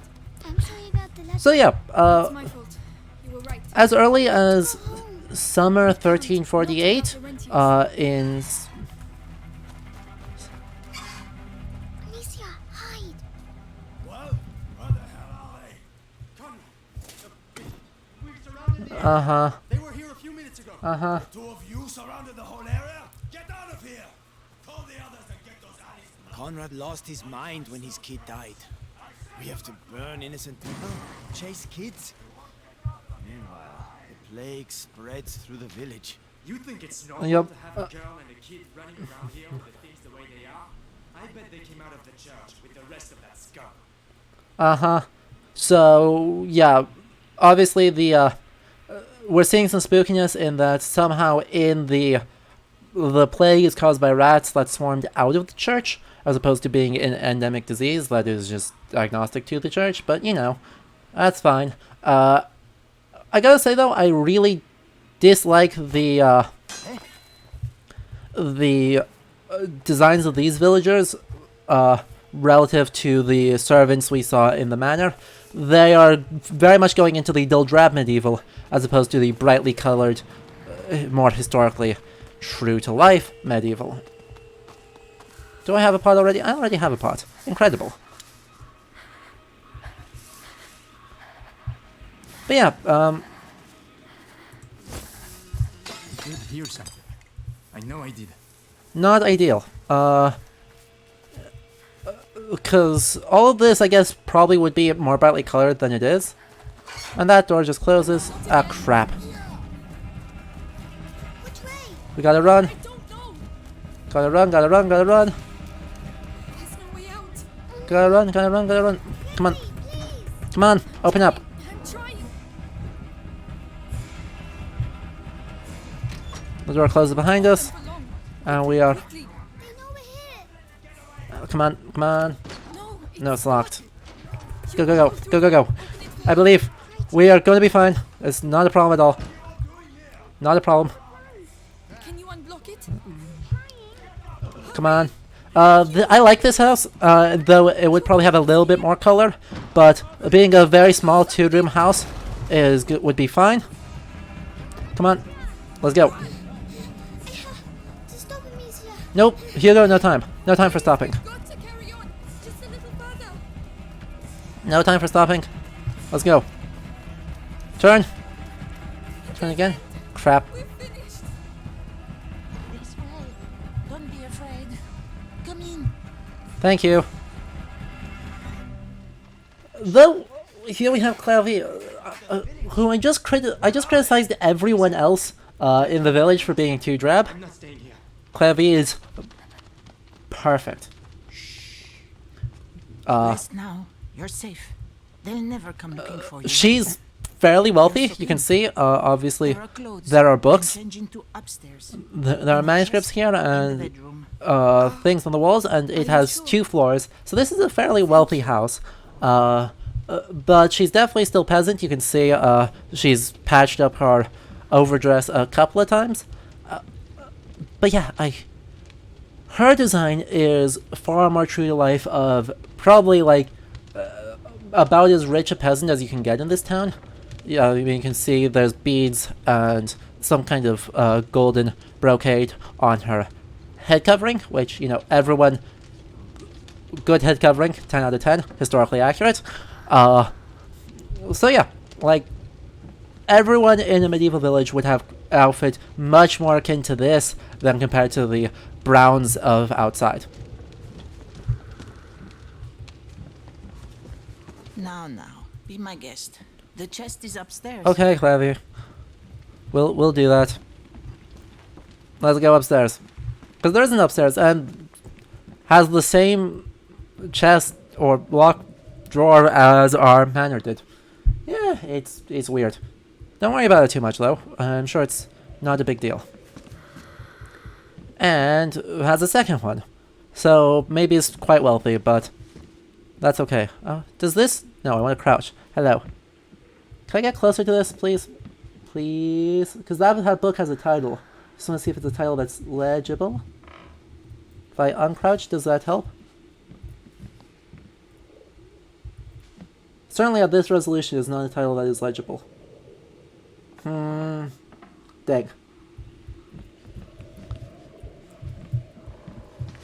Okay, as we put on the clothes here, I'm going to step away from the computer for a brief moment to get more ice packs so we don't get more lag. But we will get into other clothes and then we'll talk about other clothes and keep going with the story. So be back in a couple of minutes. That's better. What about you? We have to go and find Mummy, Amicia. Not yet. She told us to find Laurentius. But that's silly. We're going to get caught. Hugo, we're going to do what she told us and that's it. Hugo, wait.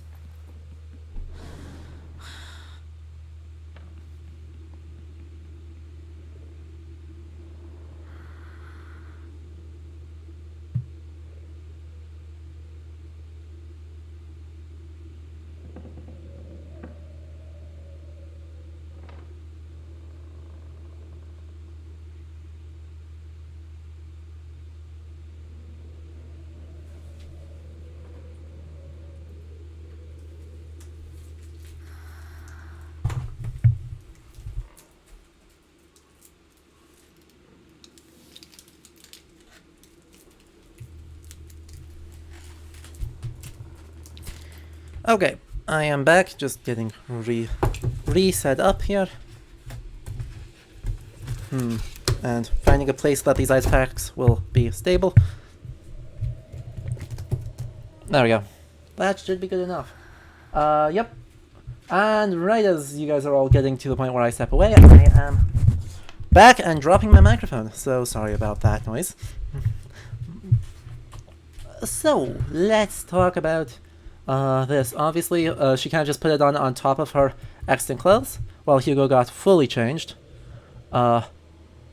We have some kind of like leather overthing and banded jerkin with armored sleeves and then fur lining.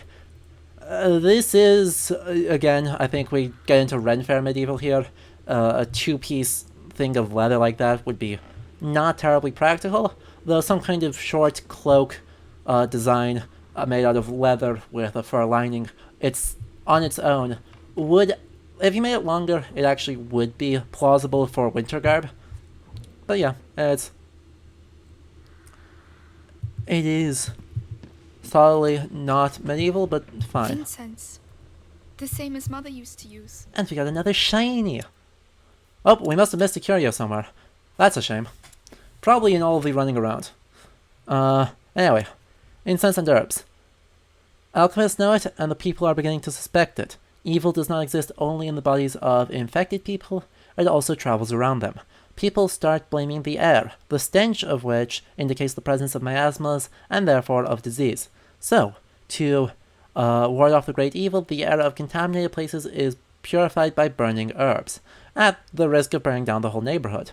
This is not wrong. It's not... We're kind of mixing some early modern and even modern beliefs of miasma theory alongside medieval ideas of galenic humors, but in the 14th century they absolutely do have an idea of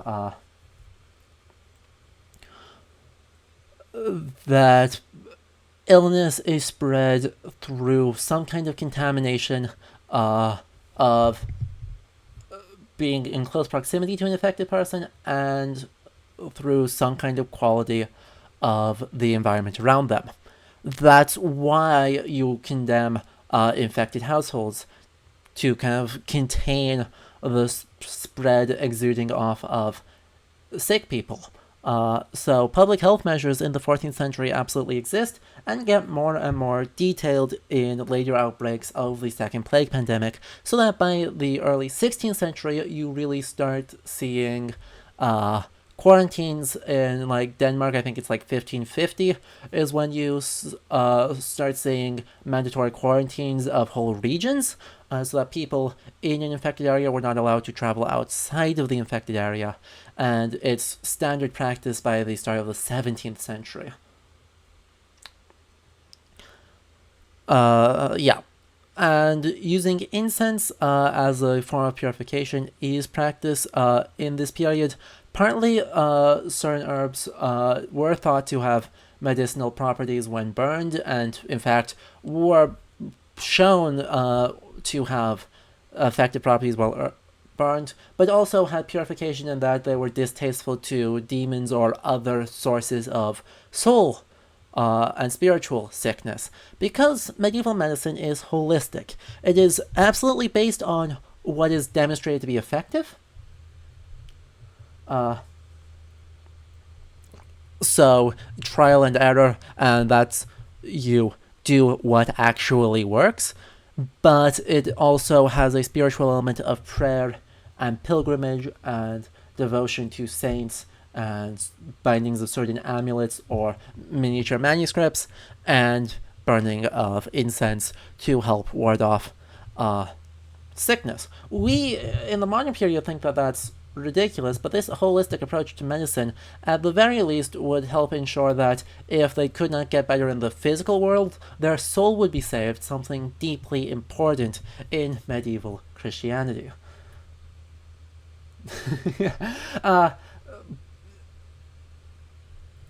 AC, I'm not actually sure that certainly rich people and clergy would have more elaborate incense burners, but for the low middle class or wealthy peasantry, I actually don't know if they would burn it in open plates or through more sophisticated incense burners. I think probably the answer is a combination of all of the above. You would deal with the fanciest thing you could get, and if the fanciest thing is a copper plate, then you do it on a copper plate. You guys, we have got lag again. You guys are probably going to lose a whole bunch of frames. We're going to give it a moment for it to recover, as I keep trying to reorganize the thing. Yep. We're going to wait until it recovers before we keep going too far, so we're going to stand here and look a little bit more at this whole idea. Yay, lag. I'm sorry for this, I'm sorry for the slideshow. Hopefully it recovers soon and we can keep going.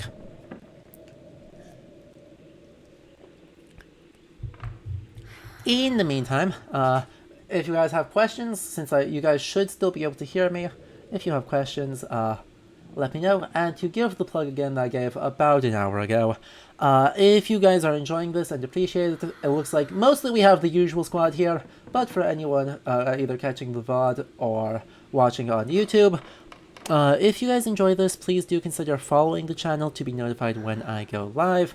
Additionally, subscriptions help the channel a whole lot, because they give me... I can use that money to buy more games and stream more often and give you guys just more content to look at and spend more time doing research. So it helps support the channel a whole lot. If you have Amazon Prime and have linked it to your Twitch account, you get 1 free subscription a month, so at no cost to you, you can help support the channel. Additionally, if you want to be notified as to what's going on, do consider following on Discord,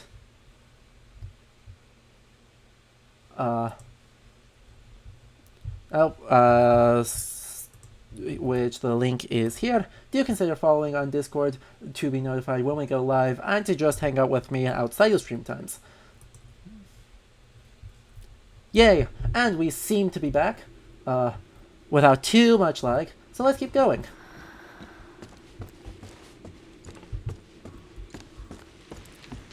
And yeah, like, let's be honest, like, this outfit is complete Ren Fair, non-medieval, medieval aesthetic, but itself meaningless. Like, that elbow guard does nothing. But I like Hugo's outfit a lot. Good. They belonged to my grandchildren. Oh, my name is Clairvy. I'm Amicia, and this is Hugo. Say thank you, Hugo. Thank you. Clovey, what is happening here? The plague. So many people dead. And those still alive have... But where are your parents? At home. They're waiting for us. We're looking for a doctor. Laurentius. A doctor? Perhaps? A man did come and help at the hospice early on.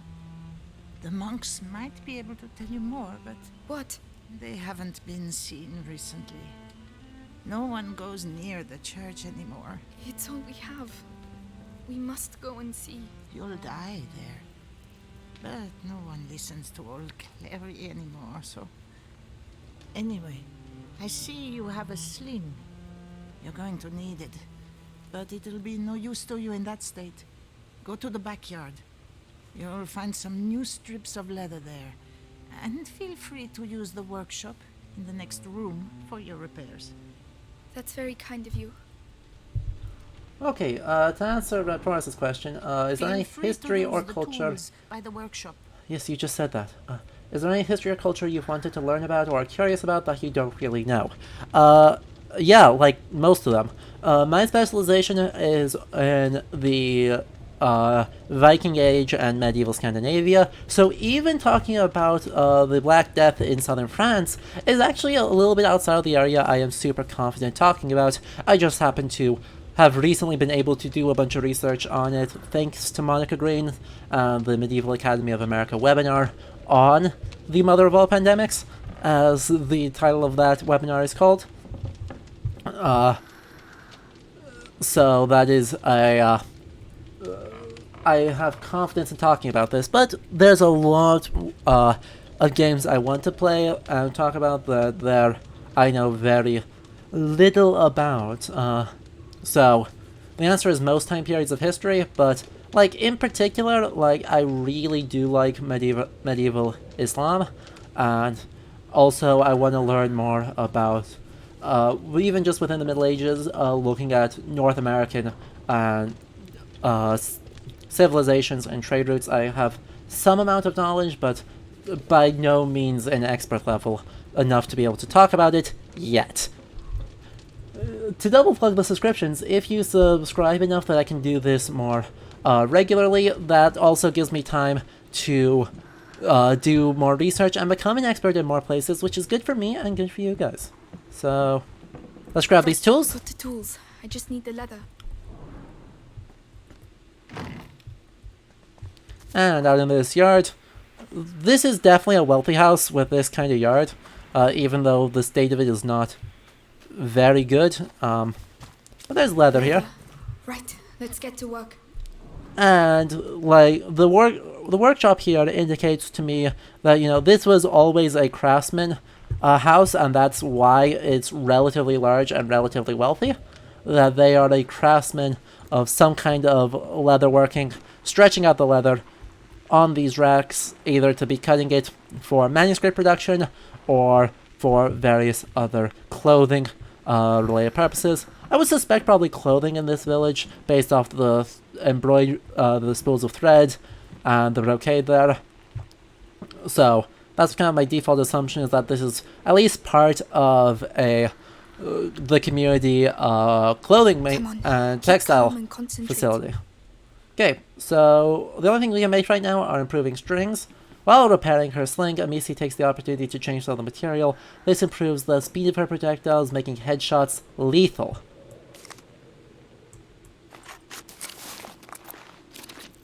That's much better. With the right materials. And then we get a whole bunch more things. Right. I must go and thank Clovey. So, we need this kind of workshop to really do any work, but we need to do more. So, other things here. Amicia switches the pocket of her sling for a larger piece of leather in which her projectiles can be inserted more easily. And equipment, she can give herself a pocket. Doubles the thickness of her materials pocket, making it more robust. What I want to check on her model is, it shows here a pouch being a pocket, which would be historically accurate. A true pocket sewed into the area or sewed into the clothing itself would not be. Amicia switches the fabric of her ammunition bag for leather, increasing its carrying capacity. And by removing the wood from the soles of her shoes and wrapping her calves in a thick fabric, Amicia drastically reduces the noise she makes when moving, which would be awesome. Anyway, let's take a look. Cool, it is. It is actually a pocket on her belt. I like that. Probably would have put it, well, actually, no, that's on a separate frog. Cool. I like that a lot, the idea that you basically put a frog or a loop of leather on the belt, which dangles down from it that you can put more pouches on. Great. I was gonna thank Amicia and progress the plot. So? It's a lot better. Thank you, Clovey. Thanks for everything. So that's where you lost them. Uh-oh. They won't survive long around here if you ask me. Hugo is What on earth are you doing? being a little Put kid. it down. Are you stupid or what? I am not stupid. Don't shout. Children, that's enough noise. I want to see Mummy. Shut up. You're going to get us killed. Mummy, Amicia is traumatized. Enough. I want to see Mummy Mummy. is dead, Hugo. You'll never see her again. Or Daddy. Amicia. You're lying. No, we're They not. were killed at the house. Both of them. So shut up. Lying. I hate you. I predict that Beatrice is not dead, given that she died off screen. You're mad. Crap. Hugo is... It's a very believable small child reaction, but my god, is it not ideal. What's he doing? Ooh, yeah, shiny blue awning. I like that. To get us killed.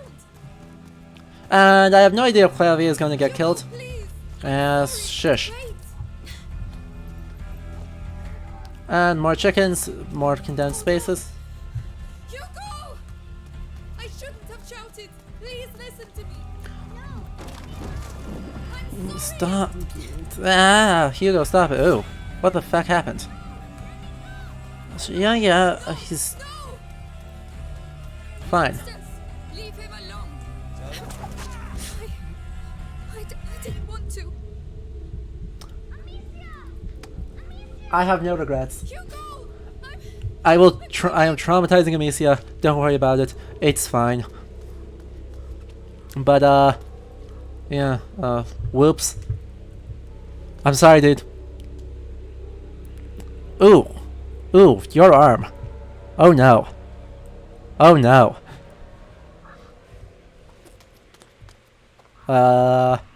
Anyway, a market. being between the walls there and the monastery up there. I like this. I'm getting some frame drops, but I like this. It's the idea of the town and the monastery being very close together like this is totally fine. After all, they do need to get resources from somewhere, though. Oh, please say he's alive. Please say he's alive. Hugo! This church in particular looks like to me Romanesque style, which is totally fine, but doesn't have a whole cloister attached to it. Maybe. Maybe it does. Maybe this whole space is cloister. We'll find out in the next chapter. Oh no. Hi, stained glass. Oh, what? Stop squirming. We're just waiting for your sister. Oh, he's got him fully dressed. What is that mace? Don't hurt him. You're not gonna He's put me in the just a child. I'm gonna start with you. Why'd you have to come here? Please. Huh? Why? Don't make me. His armor is very makeshift. But that mace is insane. Damn it, don't have an opening. As we dodge around, he gets stuck again, and we can knock this off of him. I know what you're like. Fine. I can use that to my advantage. I'm going to show you what it's like to lose someone you love. Damn it. Idiot. This armor has stopped axes. I know it has.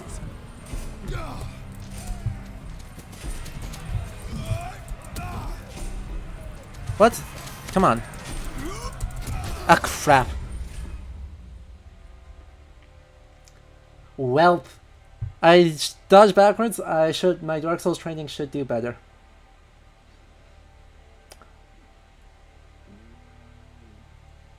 My Dark Souls training should have taught me to dodge away from the weapon instead of into the weapon, but you know, that's fine. I was doing good too. Luckily, we start right at the start of the fight again, so let's go.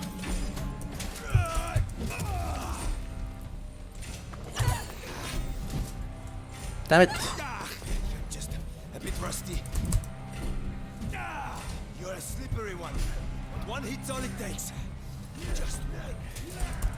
Exactly. Like, this dude is... I know what you're like. Fine. I can use that to my advantage. I'm not scared of dying, you know. You took away from me the only thing I had. No!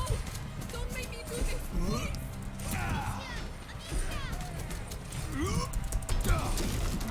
Cool. Cool. There, he's tired now. I can knock off his head. No. Sling. And whack. So, there was our boss fight.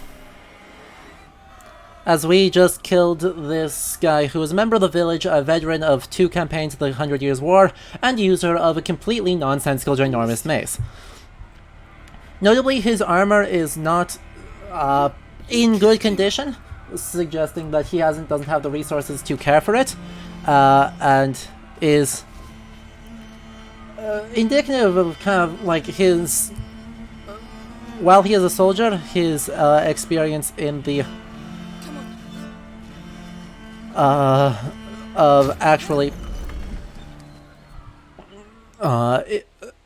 his actual experience and training as a soldier is not very good. So, that is as far as I have played in this game. But yeah, again, we're looking at fancy medieval, and armor would not be bound in such a way that a sling could easily do that, but, you know, for the boss fight, I do like that boss fight quite a bit, even if I was bad at it.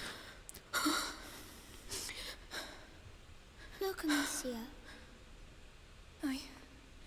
I'm coming. We are now inside the church.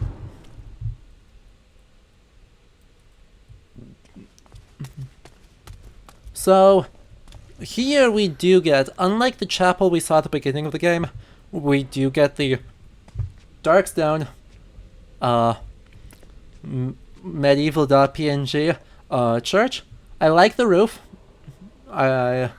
but the rest of it needs to be a lot more brightly colored. This looks to me like it's Romanesque, and very simplistic Romanesque at that, which would be right. We're starting to get into Gothic architecture in this period, and some of the big construction projects are already underway. But at the same time, Romanesque is still probably the dominant architectural style in smaller villages, and obviously you're not going to tear down a perfectly good church that's much older for the sake of building up a new one, unless you just would build another church if you're in a big enough city to support that. The stained glass design here looks more like medieval illumination than actual stained glass, and is, well, I'm sure there's significance to why these, but I'm seeing a cup with a halo around it, so it looks like we're going to get some Holy Grail shenanigans. Various people fighting over the Grail. Okay, that's just a repeat. Presumably these two are the same. Nope, that's a different one. That's broken. Huh. That must be our way forward. A descent, and then death. This type of imagery of the death skull and the macabres. I don't need to smash the stained glasses. They're already smashed. Come on, guys. And I'm not allowed to. But this kind of macabre shows up after the Black Death. They really focus on mortuary, the physical body in mortuary context, as opposed to an idealized body. Shows up in the 14th century, probably as a response to the Black Death in visual art and funerary monuments. So, like, this is totally thematically appropriate for this time. Though in diegetic context, it's a bit weird, given that we are still in the early days of the Second Plague Pandemic. Whoa. And that's a repeat. And Why are there candles? The candles are to show that you're thinking of someone. Oh, can I light one? If you want to. Don't burn yourself. And we have these long Thank you. taper candles, which, is fine. He's gonna light a thing, and it'll be good. Windows are a lot small. Mommy and Daddy. Watch over them.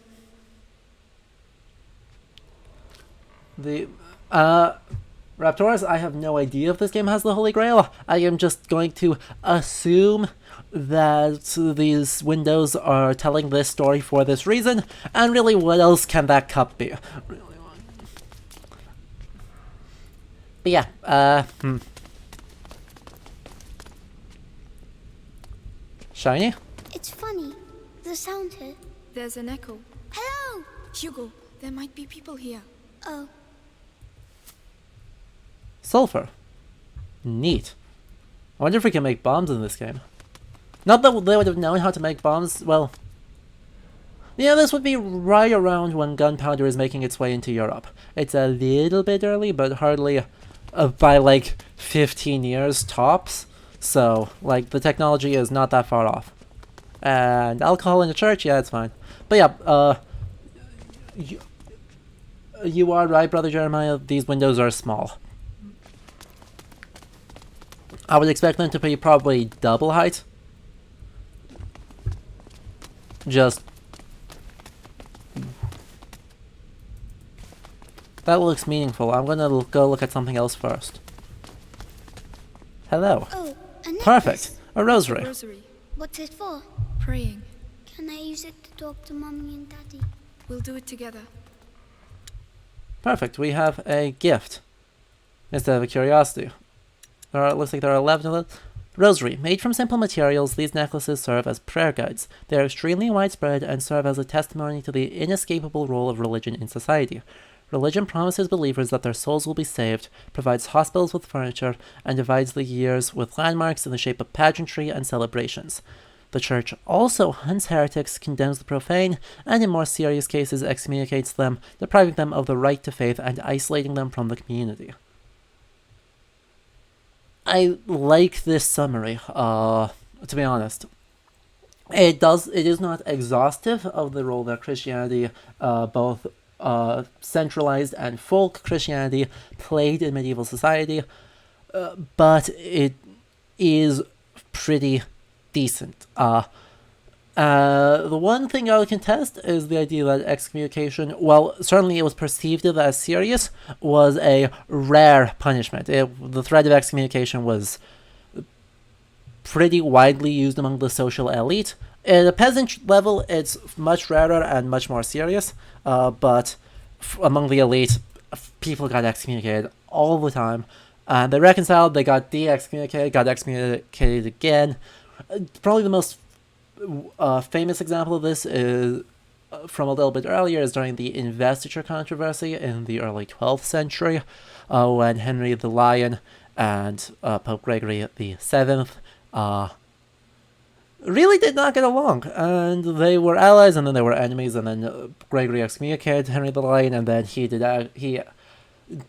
obeisance in Italy at the Pope's feet, and then got de-excommunicated, and then they were allies for a bit, and then he started doing his own thing and excommunicated again, and so Henry the Lion picked his own Pope, who de-excommunicated him, and kind of ignored it for the rest of his life. It's a mess. It's a hot mess. But the good kind.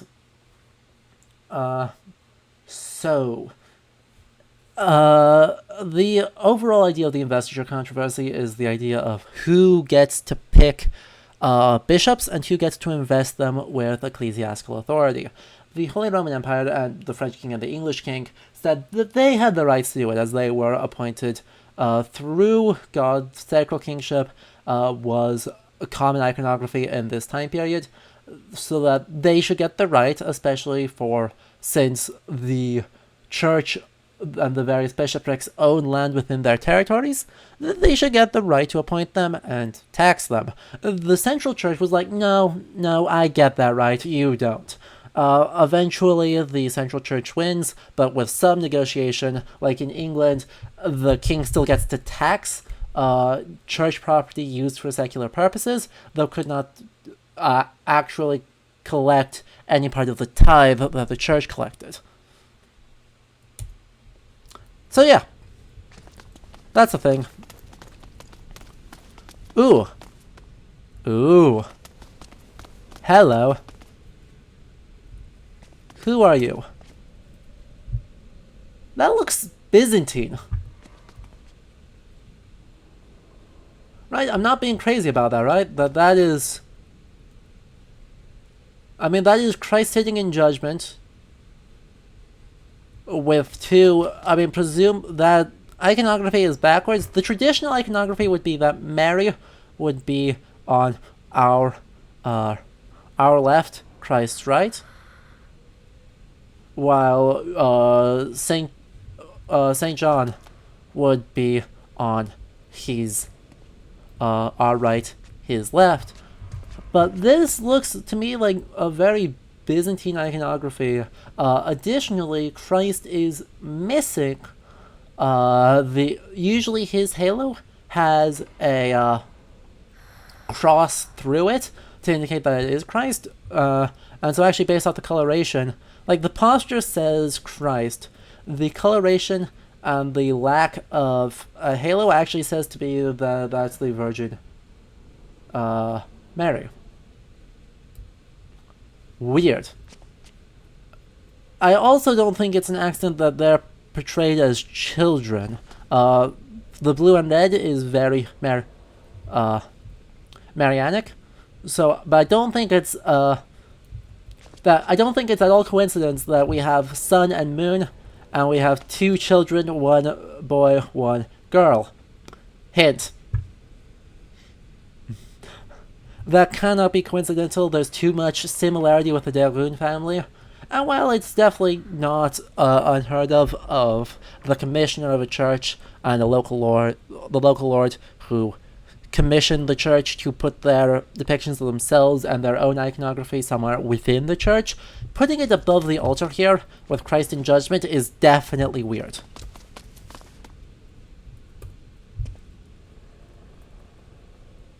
Forgive me for the evil I have just committed. This should be Mary as well. I never... Amicia, you're really squeezing me. Sorry. And yeah, praying to, well, in this case, probably the Virgin Mary for forgiveness.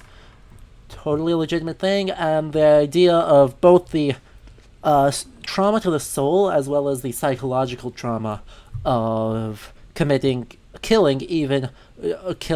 in what would be probably in any sort of religious or lay court justifiable would be reasonable. Like that. That is a traumatic thing. There's a broken window and the ladder. Could be our way out. Very much could be. Climb up. I hope it doesn't break like the other one. It won't, Hugo. Trust me. Amicia, there's someone there. Children, what are you doing here? Father, we need help. Leave. It's dangerous. You have no business being here. Wait, please. It's important. We should go and talk to him. Okay, Father Thomas. So this is in fact a cloister, or a monastery, and this colonnade in the central courtyard with then rooms, cells for study and reflection and communal activities, and then the chapel for the church is totally on point. This is what a 14th century monastic community would look like. There is some variation, especially if you have an addition for a hospital, which I would expect to be through that door there. But, yeah, it's a monastery, and it's a well-done monastery at that. Once again, the world design here, while the art style in the chapel is an interesting choice, the overall world design here is so good, and I am so impressed with this game. Is he the one who knows where Laurentius is? It has to be him. It has to. And yeah, we enter this They've broken everything. base. What's going on here? Perhaps they're building bigger beds? I don't think that's it. So this looks to me like it's a hospital, or was a hospital, based off the rows of beds here, which is also correct. Monasteries were, in the 13th and 14th centuries, leaders of medicinal communities. They had access to the medicinal manuscripts and had herbal gardens and were responsible for the care of the sick, as in some cases part of their vows, but some cases a community service. Around this time we start seeing secular medicinal houses, such mostly in the 15th century. You start seeing in the Low Countries and Scandinavia, at least, guilds founding leper houses, which could also be used for other medicinal purposes, but monasteries still play an incredibly important role in medieval medicine. And we get more crafting supplies. And we keep getting more crafting supplies. I want more curiosities, not more crafting supplies. Give me interesting things. I want to talk about stuff. But yeah, I mean, with these white cloths, definitely this is drawing. The white cloths, we don't have strong archaeological evidence for that, though it's not implausible by any means. But at the same time, this is just drawing on later visual iconography of a hospital area, so no harm done.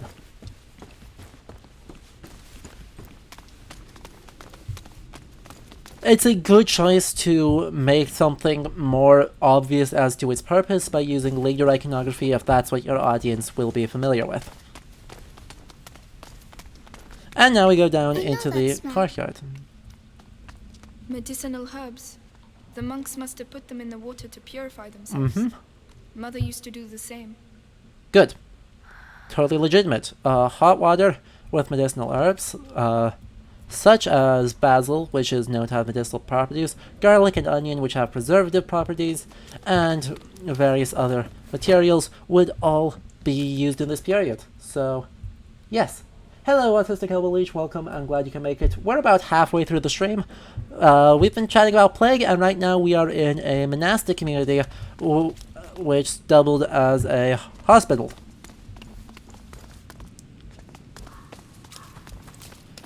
I've been to monasteries in Denmark that look a They're so pretty. whole lot like this, though there are larger ones that have more pieces, but a small monastic community would be totally right. Hey, look! We have saltpeter and sulfur. You know what we can make now? We're gonna make a bomb.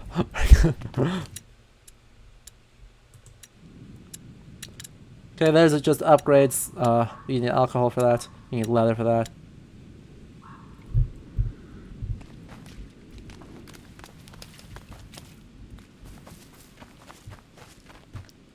What? What are you looking at? We're gonna look at these other herbs. Ooh, well. Let's not walk over the graves. Requiescat in pace. Requiescat in pace, nomina Patria Filii Spiritus Sancti. Amen. Yes, Hugo? Flowers. Carnations. We had Aw. some in my herbarium, but those ones are prettier. Hugo, we have to keep moving. Wait, come here. What? It will protect you, and is pretty too. Aww. Oh. All right. Now we can go. Thank you, Hugo. You're welcome. Aww. Carnations. Is it curiosity? Press I for more information. Hugo's herbarium. We get another thing. Carnations. It is referred to as the flower of God in some languages. I can't confirm that. I cannot confirm that. Some attribute its nickname to its beauty, others to legends that it was born from the blood of Christ's stigmata, or the Virgin Mary's tears. It has thus become a symbol of love, passion, and commitment. Its petals seemingly amplify sweating when used to treat fevers, and vinegar was produced from it to clean buboes, contributing to its reputation.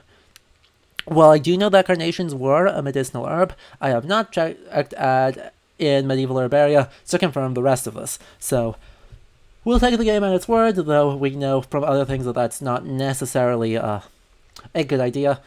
For next time we play this, I will absolutely, now that I know that an herbarium is a thing, I'll pull up a lapidaria, and I'll pull up some medical treatises for the next stream, and make sure that this, so we can actually fact check some of this and do some history. Woohoo! I still think we've only missed the one gift, or one curiosity, but yeah. Hugo's cute, and it is a pretty flower. So regardless of anything else, it is a pretty flower. Can we take this axe? I'd like to take this axe. I know that'll be a bit brutal, but please? Please? It's better than a sling.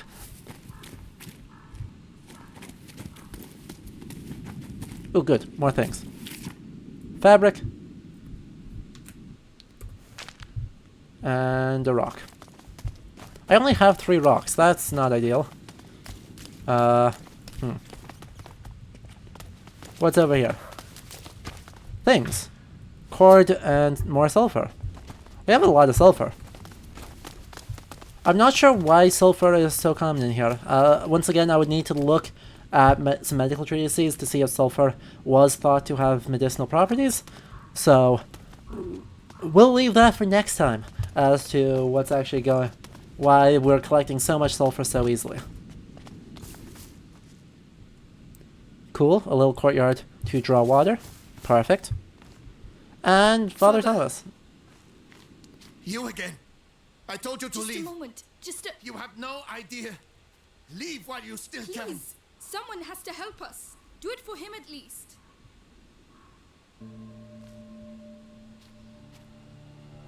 Father Thomas does not look well, but The Robert de Rune, coat of We are arms. his children. We are looking for Laurentius, the doctor. Do you know him? Yes, I know him. And I know he used to look after your family. He spoke of you. I am Father Thomas. Your presence here is not a good sign. no, it's not. Inquisition. They came and they... I can imagine. But what is happening here is far worse. You must leave immediately, or you will die. Father, the villagers wanted to kill us. Oh, they're mad. Oh, Laurentius. No, I cannot leave the church, but an exit through the crypt of the Three Saints. Father Thomas does not seem to be well. I shall try to put you on the path to Laurentius's farm, but Oh, yeah, he's sick. Look at his after hand. that, may God watch over you. Laurentius is All absolutely... seems calm for the moment. Come. Yeah, Laurentius looks sick to me, that he has been infected, but is, Sure to stay in the light. as usual, obviously... Why are there crosses on the village doors? Is it really the plague? It started with bites during the night. Then the sickness spread. First in families, then As it to would. everyone. Fever, boils. People started dying. Ooh. When we finally found out where We it don't came get a lot from, of time here, but look at these. Just enjoy this pretty art. Where did it come from? we're nearly there. Brother Morel should be here. We are the last two remaining. So yeah, as this game does, the rats are far more vicious and are actually biting people to spread the sickness, rather than it being endemic. But Brother Morel, I'm sure, is not...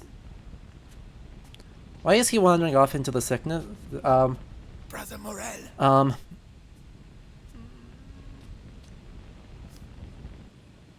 Why is he... No, don't... You just said stay in the light, dude. And Brother Morel is super dead. Brother Thomas, I expect, is also about to die, and it's not going to be pretty, so content warning very soon, I've got a bad feeling. Father?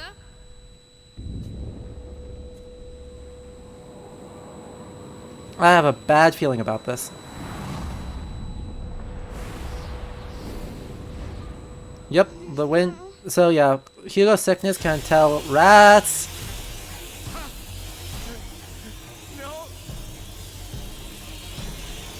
And he is too sick to...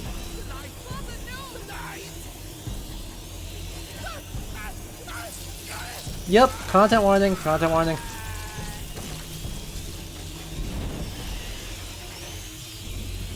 And yeah, Hugo's sickness can detect the rats, which is not great, but yeah, literally thousands of them. You can't stay close to me. They ate him, Amicia. They ate him. Where did they come from? How can there be so many of them? They do not like light. You know, we're gonna look around because I'm sure there's things in the corners. This is not ideal, as it turns out. Welcome to the plague part of a plague. Ha! I eviscerated some. They just vanished in a poof of smoke. Yeah, this is not optimal, so we're just gonna take a look around and hope that this torch has infinite durability. Which I'm sure it does, because they wouldn't be that mean to us. Let's go, Amicia. Shush. Getting out of here. No, you're not. You're looking around for curiosities. Protect us. They're everywhere. The light. They're scared of the light.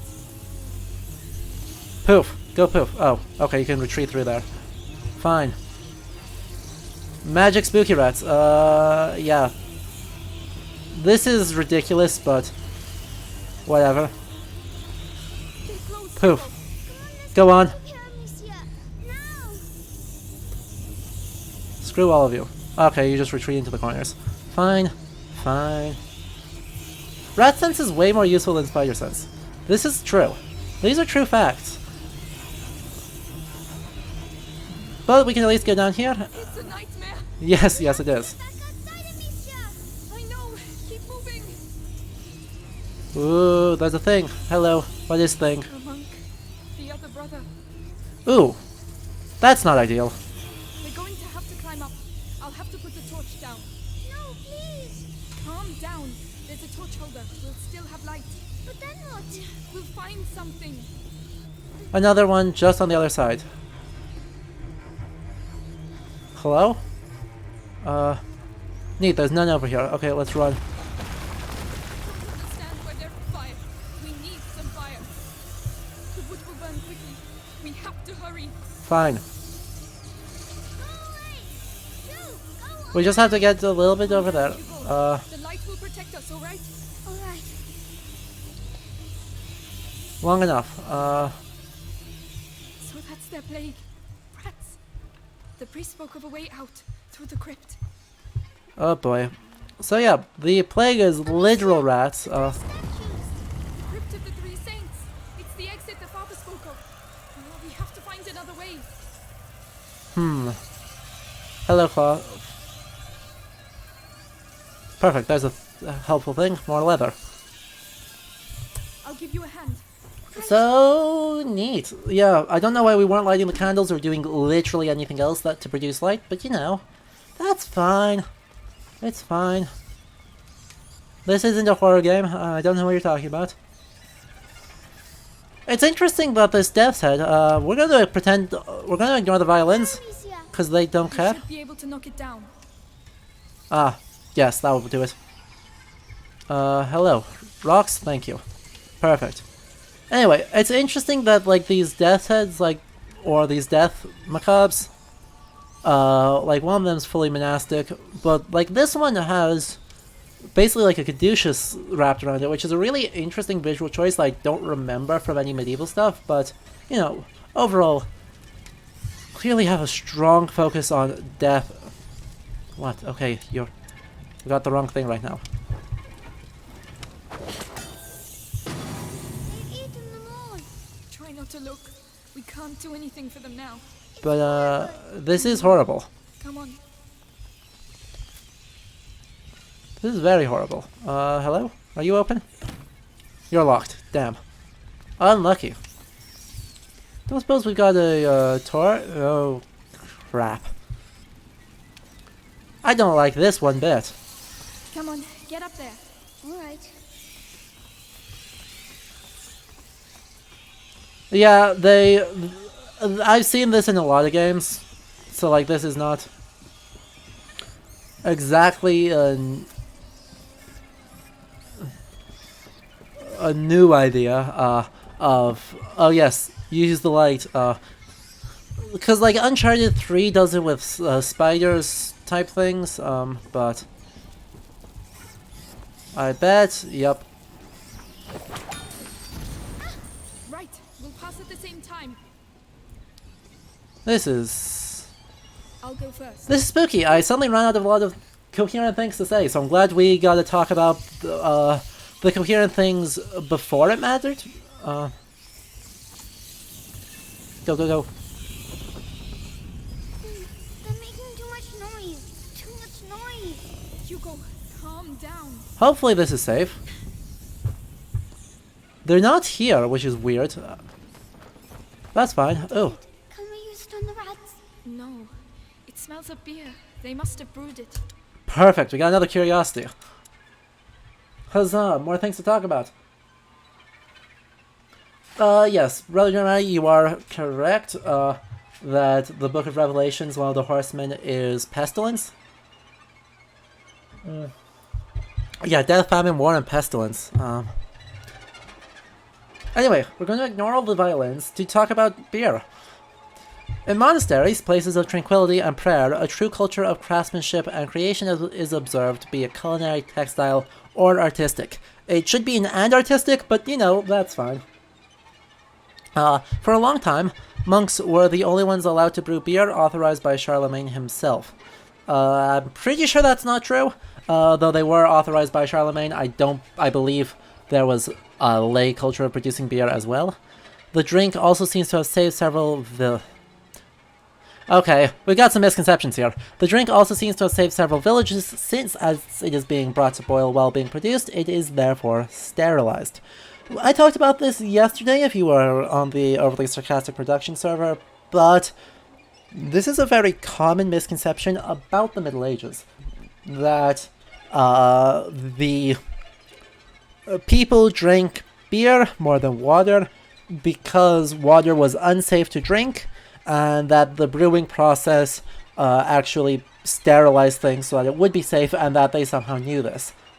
First off, they did not know this. There is no association in the Middle Ages textually between boiling water and purifying it. That's not an association that seems to have been recognized.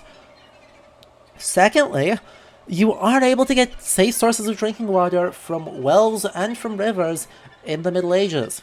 Fast-moving water carries away human excrement quickly enough that it doesn't matter. Population density is low enough that it really doesn't matter. And wells were away from sources of human excrement, or away from pathways of removing human excrement from a village in this time period. This water was safe to drink. Beer just tasted better, and so was therefore a lot more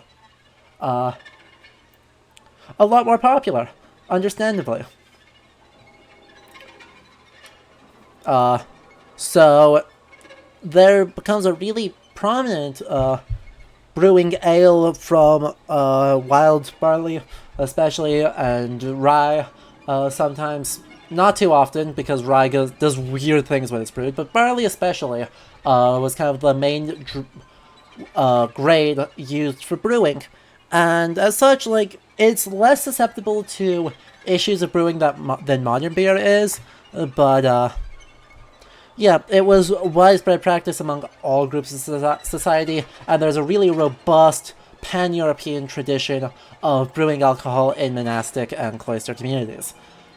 You can still buy in many monastic communities that are open to the public. You can still buy beer produced in the monastery, and it is often really good beer. Like, fair play to them, they know their stuff.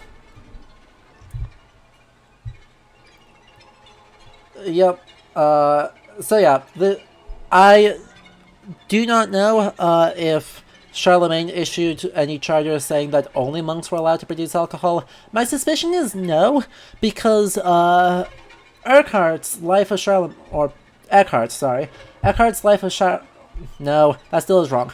Einhard, I know my names. Einhard's Life of Charlemagne, says that he was a moderate drinker, as he usually only had 3 glasses of wine with dinner. Such moderation. 3 glasses of wine with dinner per day was considered good temperance in 800 and a bit CE. So, yeah. The idea that he somehow restricted alcohol production doesn't ring true to me.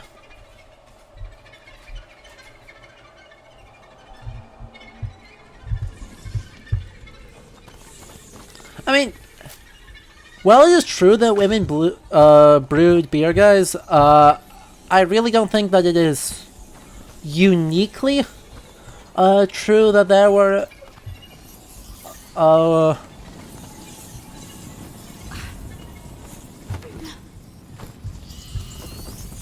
I do not think it is uniquely true that women were particularly associated with beer production. They definitely did a lot, especially in the late Middle Ages, where they are associated with it. Ooh, I can do more things, maybe. What do I have the resources for? I can make the pouch better, or I can make the pocket better. 12 materials of each type, or more shots. I don't have enough to do this yet. I don't have tools. Where are tools? Hello, tools? By the way, this is why I described this game as The Last of Us Medieval, because this is a very, very much in the same vein of The Last of Us, where you are improving your stuff using very limited resources. I'm not going to do the pocket, I think, though. Instead... No, I should do the pocket, because I can't get any more sulfur right now. So I guess I'll do that, and then we'll go for the Adderale as the second thing.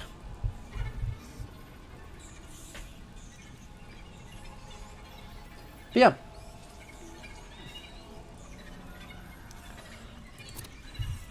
Let's craft it. Boom. This should make things a little easier. Boom. She improves her thing. I wonder if that changed the visual of it at all. No, it did not. Okay. Sadly, we don't have more sets of tools here, which is a bummer. But it's good that they got... No rats. Oh no! Joke's on you. I don't see any torches. How can we... what are we going to do? A fair question. What are we going to do?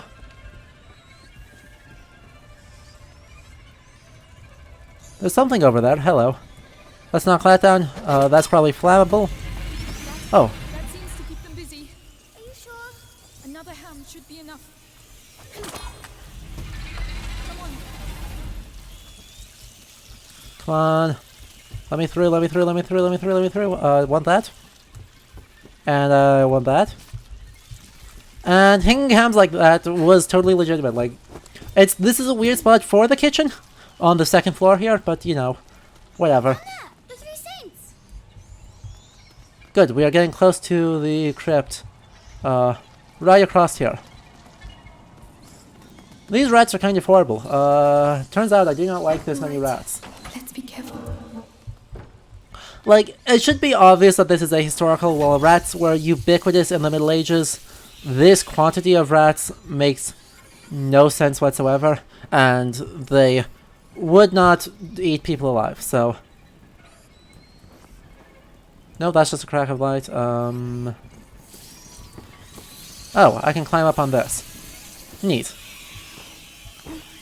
We'll be safe if we go that way.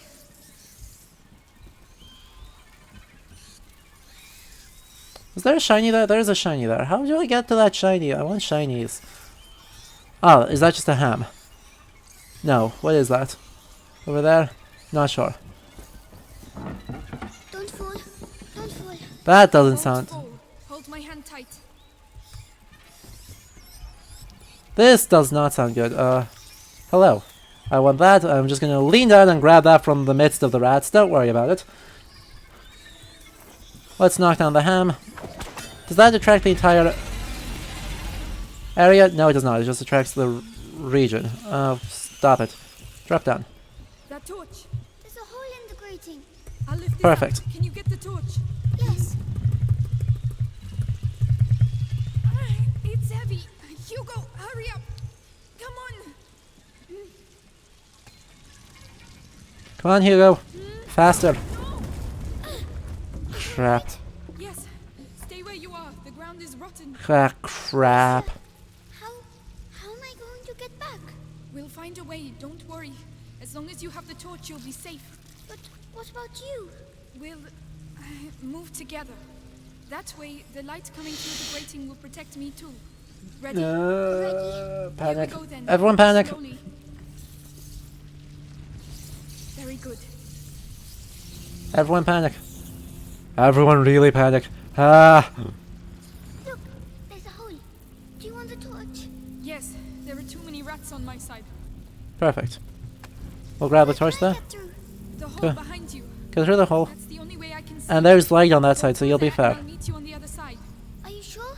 Just stop if you see rats. I'll be with you very quickly. Alright, but please hurry. Yes, Bella. The rats of this kind, I totally would expect to be in New York sewers. Look at how huge they are. These are gigantic rats, and also very evil-looking rats. Nice. Get wrecked, rats. Get absolutely wrecked.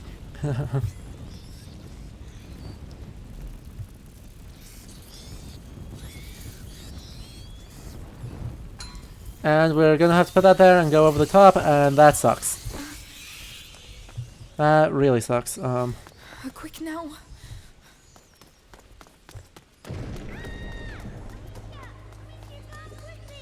Hugo! What's going on? Oh, shit. Hugo, talk to me! There we go. Come on!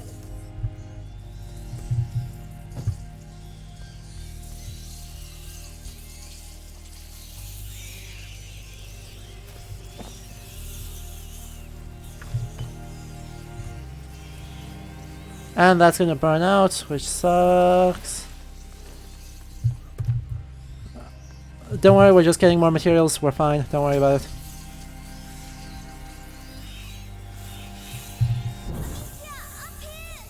Ah, Hugo, are you alright? perfect. I ran to the light. Good. Did they bite you? No, I found a ladder, but the rat is down there. I'll open a way through for you. We're going to get you down from there. Perfect. She's doing her best at being. He's fine. You're fine. Stay focused.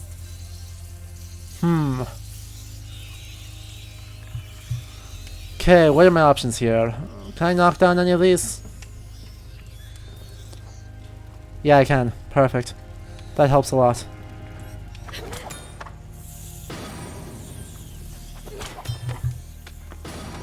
Great.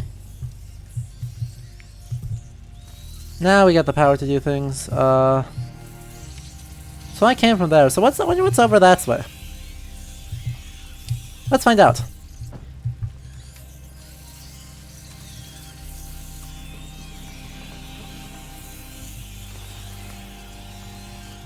Hugo, I have to get him down here. Oh, we gotta go there first. Okay. Gotta go the other way first, and then go through this door. Okay. That makes sense. I guess.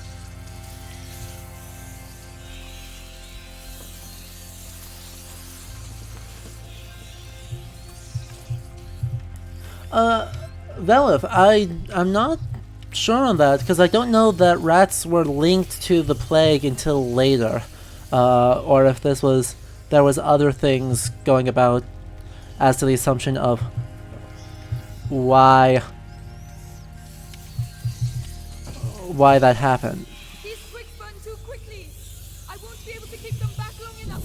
Wait, I have something for you. Oh great, he's got one more thing. Perfect. Nice of it to fall straight. Perfect. Thank you. We can get one more of these, and then we can grab this. And we can walk straight across here. Yoink. And yoink. Ready. You can come down now.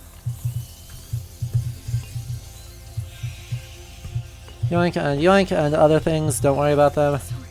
I shouldn't have left you alone. It's too risky. That's alright. We're going to go up the ladder though, because the fact that it lets us means that there's a shiny up here. Well, you know how we like shinies. But from the Crusades. Yoink! See, I knew we were going to find shinies up here. Crusader Tabard.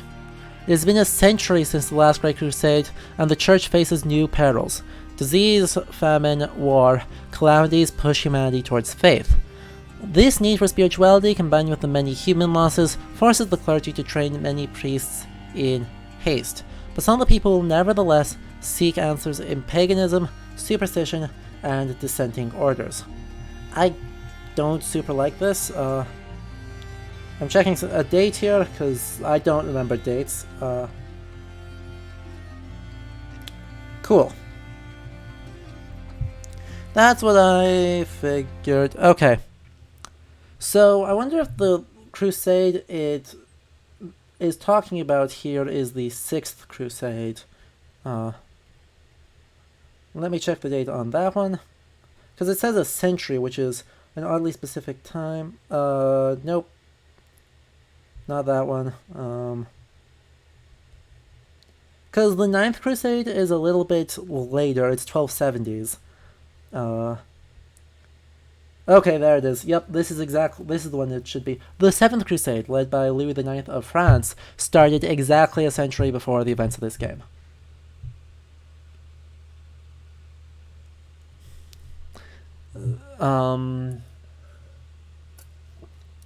But phew. Well, it is true that you see increased focus on religion during times of crisis and scapegoating of various religious minorities.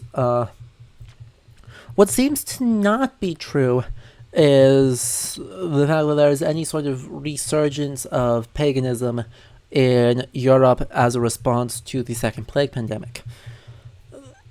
Most of Europe has been converted with the exception of like Lithuania and Estonia, which have been relatively recently converted with the Northern Crusades, obviously forcibly and violently converted, most of Europe has been Christianized for at least 200 years, and in the heartland here of France has been Christian for, looking at really like 3rd and 4th century, probably 4th century, so, give or take 1,000 years. There are heresies and dissenting branches of Christianity, different ideas about Christianity, and folk traditions that exist alongside Christianity, some of which may have root in pre-Christian traditions. Really, it doesn't make sense to talk about a pagan undercurrent in medieval Europe.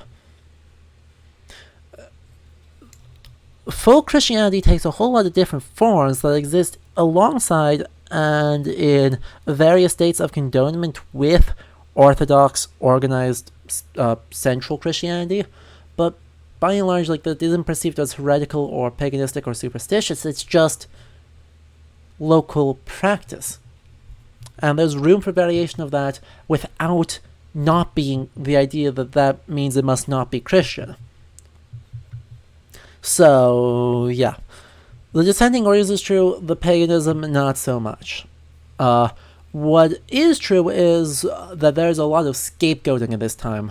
Religious fervor, leading to arguments of religious minorities, particularly Jewish populations, or some people that are argued to in some way break religion.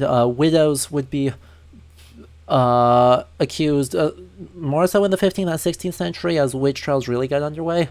But still in this period, there does seem to be ostracization of widows, traveling clergy, Jewish populations. So, in the summer of 1348, the Spanish town of Taraca has a massacre of its Jewish population.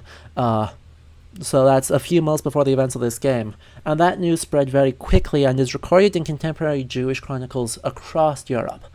That this town of Castilla, has this pogrom that goes on. The Rhine Valley also sees pogroms at this time against Jewish populations. I don't know if it's during the plague pandemic or not, but there's one in Cologne that the bishop of Cologne actually offered shelter to Jewish people fleeing the pogrom and tried to stop it because obviously it is destructive socially, and it is destructive for the health of the community to have this kind of scapegoating going on. He failed to stop the pogrom. His authority as bishop was not sufficient to stop this scapegoating of Jewish populations and the slaughter of Jewish populations as a result of it. This is a grim period of time to be a religious minority. There is a lot of research, particularly on Jewish impacts on the Crusades. At the end of the stream, I will pull up the page for the Medieval Academy of America thing on the mother of all pandemics, which includes a link to a bibliography that is 70-something pages long of further reading of academic works that has a whole section of minority persecution, particularly Jewish persecution in the time of the Black Death. So, look forward to that near the end of the stream. So yeah, it's true, it has been a century since Louis IX, the King of France, went on a crusade and, died in, Tunisia? Not great of him. But another thing I don't like here is the argument that the Crusades were a peril for the Church. While certainly there is contemporary arguments in favor of it being that, politically this doesn't make sense as a framework to view the Crusades, and academics have moved away from it. If this is being written presumably by Amicia, it's more forgivable, but there still is a misconception that the Crusades were a peril of the Church. It's way more complicated than that. I'm not specialist in Crusade studies by any means, but framing it in terms of clash of civilizations, well, there is some of that rhetoric going around. In realistic terms, like, this doesn't... It doesn't accurately describe the religious standing of the church, or really the relationships between the Dar al-Islam and the Christian world, far more regularly than there were violent crusading interactions. So yeah, whole lot of things to talk about there, and there's another shiny. Hello, shinies. I love you. Good, we have more tools. We are not going to bother backtracking, because screw that. Can we get around here? No, that is an invisible wall. Okay. Follow me. Yes. Cool. We still need the torch to or the twigs to get back. So we will do that.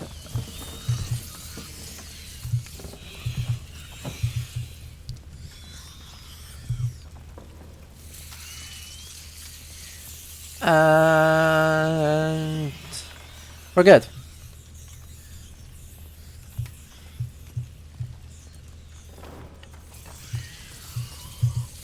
Let's grab a new one of these and let's get through this door. Alright. Good night, AC.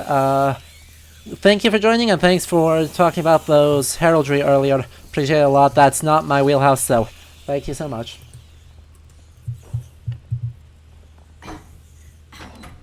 And we're through. There we go. We can get out of here now. We've made it all the way to the crypt, and there's another workbench. We've got a lot of materials right now. So let's see what we can actually do. We can do the ammunition bag, which requires none of the same materials as the adder trail, so we're fine. Or we can do the pouch for faster things. Does that require... That does require the things okay, that requires the same stuff as the ammo bag.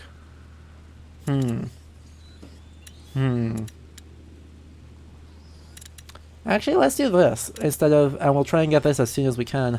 Because we're close. We just need a couple more pieces of leather. Well, that looks a lot better. Good. We got that, which is helpful. And yeah. Amazing. That is a lot of rats. Go on, climb up.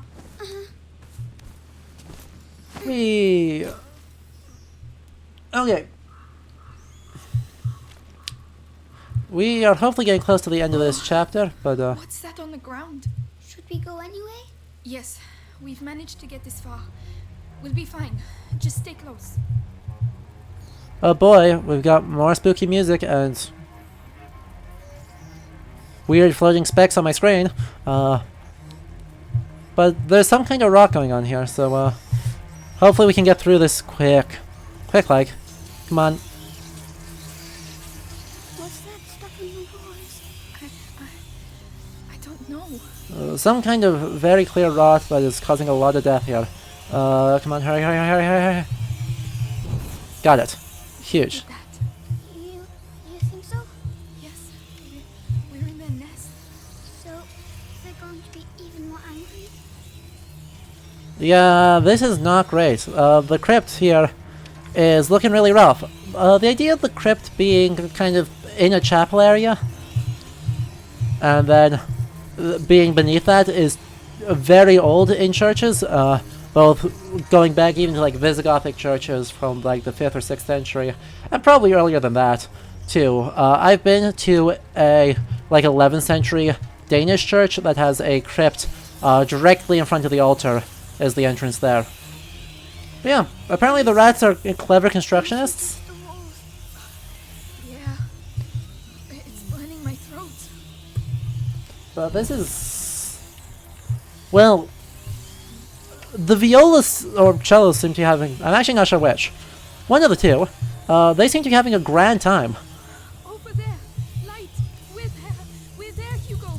But let's get here. Let's just do this. Faster. Rats in the walls, everywhere, everywhere, everywhere, and we're good. We're good! That was fun. We did it. We did it. We did it. We... Amicia. I want to see Mommy. I know, Hugo. Phew. I don't want her to be dead. Hugo. Don't worry, kid. She died off I screen. want her to come back. She died off screen. You're probably fine.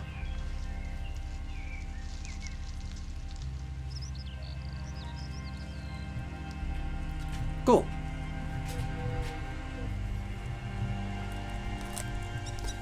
In the interest of dealing with lag here, and making sure it doesn't happen, we just finished chapter 3, so I'm going to go get more things, and then we'll be back.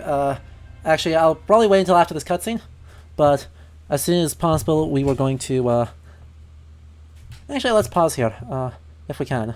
Let me pause. Okay, we'll pause at the start of the cutscene, I'll switch out the ice packs, and then we'll keep going. Hopefully try and get through chapter 4 here. So, Cool. Try and get through chapter 4 here in this stream. So, just a moment, I'm going to get more coolant, and then we'll be back.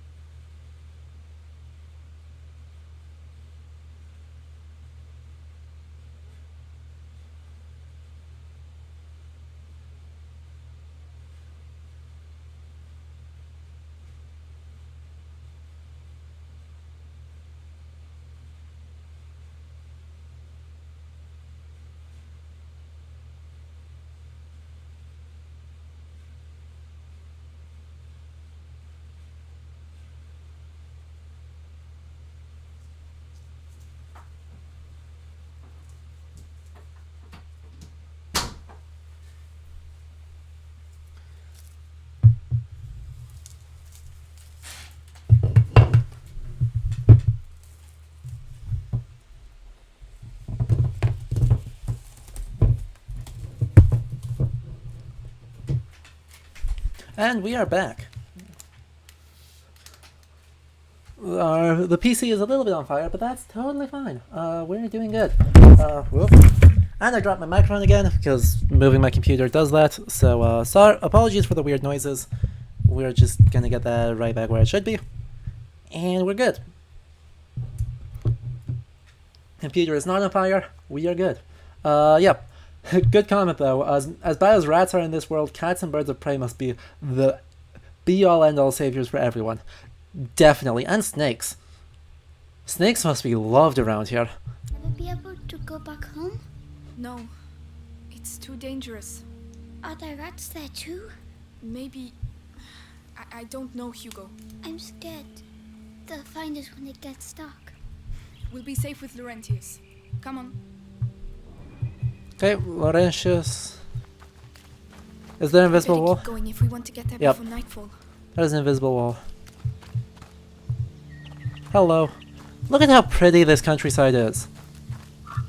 God, this game is pretty. Up there! A windmill! Is that Laurentius's farm? I hope so. I've never seen a real windmill. If we're careful, you'll be seeing one very soon. We're gonna go down to the shore though, and take a look at this pier, because I'm sure there's something fun there. Hopefully this is a bit of a break chapter. Fewer rats. A little bit more plot. Hey! Hugo, where are you going? Yeah, more things. Ooh, Fabric bubbles. and alcohol. Bubbles. Yes, Hugo. What is it? It could be a fish, a frog, I really don't know. We don't have time for this right now. Come on. But I've never seen a real frog. I think it's way more suspicious than...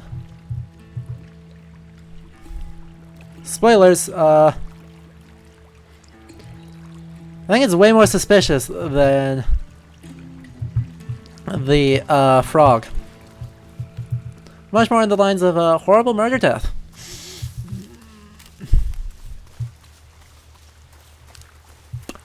Yeah, so...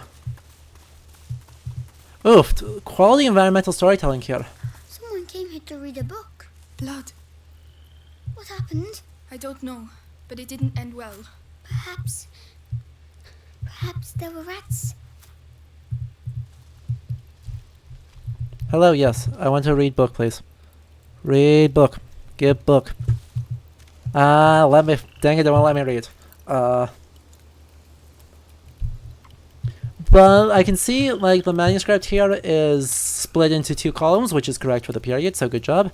And I'm seeing red initials on black text, which is also correct for the period, so good job. The parchment, if it's that big of a codex, with that wide of parchment, is really high status, but it still may have been taken outside to be read. No idea what text it would be, but yeah.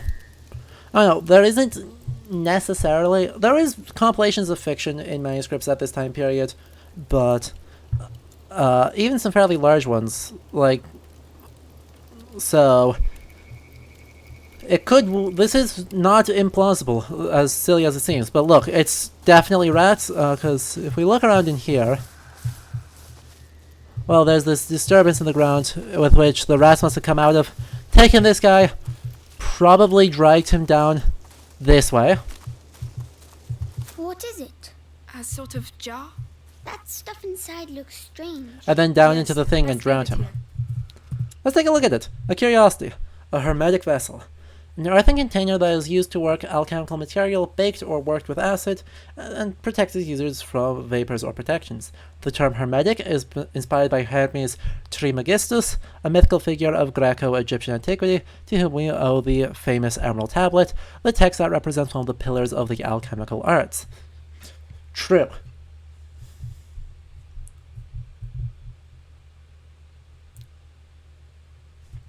All of this is totally true. Like, I don't have a whole lot to worry about. In the 14th century, there definitely is belief in alchemy, and there's been accusations of even popes of doing, like, demonic necromancy, which actually is black magic. The fact that it has a relationship to the Greek word necros, or death, is actually coincidental. The original thing would be nigromancy, nigromantia, which is black magic from Latin.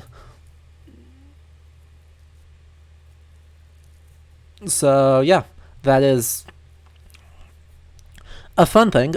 Black magic is primarily association with demons to accomplish things not possible by the laws of the physical world, but definitely has associations with production of automata, divination, and astrology, and alchemy. So some of our big famous people, like Albertus Magnus, were of course accused of black magic for their work in natural philosophy. It's fun. A really good work on the idea specifically related to automata is Ellie Truitt's Medieval Robots, which is an excellent title for an excellent book, and I highly recommend. So yeah, quality environmental storytelling, quality alchemical stuff, and we got cool curiosities. As usual, I should say, like, the high point of alchemical thought occurs after this point in time. It's looking in the back half of the 15th and the 16th and the 17th centuries as it starts really picking up, and then modern developments into what we think of as modern scientific methods. But yeah, like, I am super happy that this game is continuing to be kind of bright. And of course, the idea that the monastery is a little bit less brightly painted and is generally that the habits of the monks would be dyes of brown is correct, because dyeing it brown as a mark of humility is a core part of lots of things. It's one of the men that attacked the house. Uh-oh. Inquisition. They're here. That's not good. Let's take a look at this dude. You know, I like this dude. We're seeing a full male hauberk with then parts of plate being put over it in the pauldrons, in the elbow guards, and in the helm. I like it. Poor dude got, you know, he's missing his lower half, so like you should probably get that checked out. Should maybe get that checked out. But it looks like he fell asleep. He had some stuff to drink based off these bottles, and then collapsed against the rock and was asleep, and then got eviscerated. Poor guy. Not a pleasant way to go.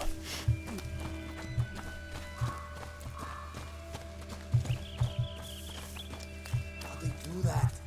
They're only fucking animals. Do I look like a rat? How should I know? Well, I say we'll never get rid of these nests using stupid lime. Whatever happens, we have to get out of here before the sun goes down. They like the dark. So back to business.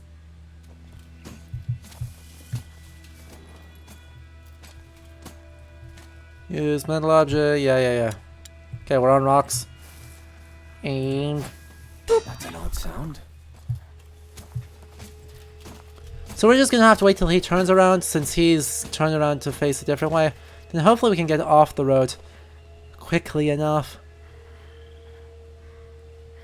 But yeah, we've already got more problems, so that's neat.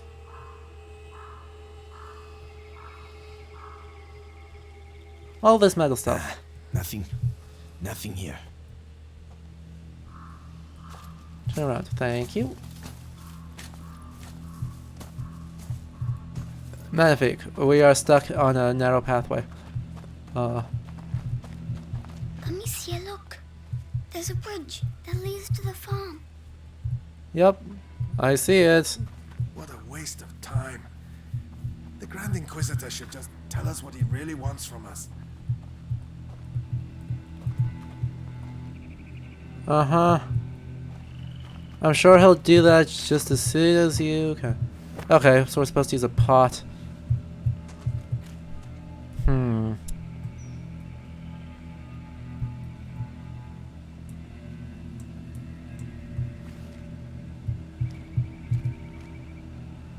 Don't want to track both of them, I just need to track the one guy.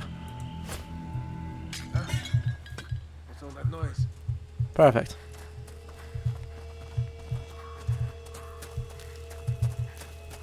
That should do it. With that and the second barricade, no one will ever get through. I'm going to the bridge. Can't keep it back with the other barricades. Okay, that was rough. That was nearly very bad. There's a guard there. There's a guard up there. And there's a guard over there. And I think there's at least someone looking at me at all times. Hello? Whom's there? Yeesh. Okay, it looks like they are using lime as a way to bury.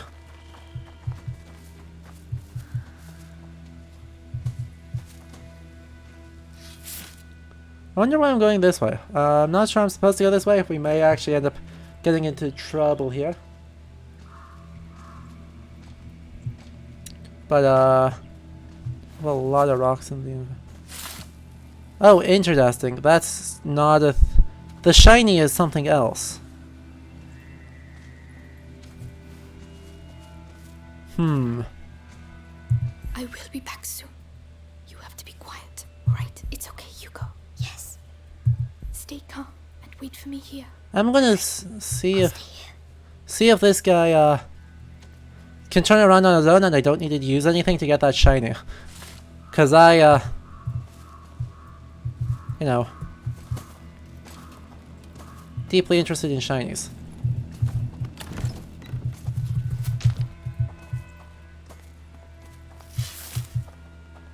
Nailed it. Follow me. I'm a god. I'm coming. I'm so good at this game.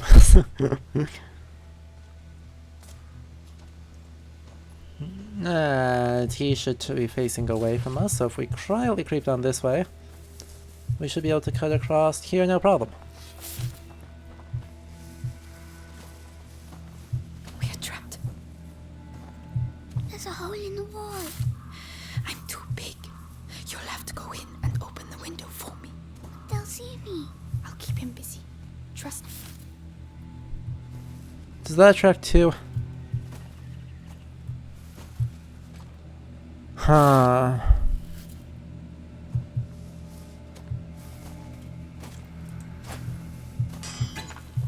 That noise. Better go see what it was. Perfect. I am good at this game, I promise. I may have to use another rock, though, depending on how quickly Hugo moves. Yeah. Yes. Now it's my turn. Though if he's actually going back and forth, I actually move fast enough. I don't need a rock. I can just let him grab his shovel, grab some lime, and then he's digging in the rat hole to try and take care of it.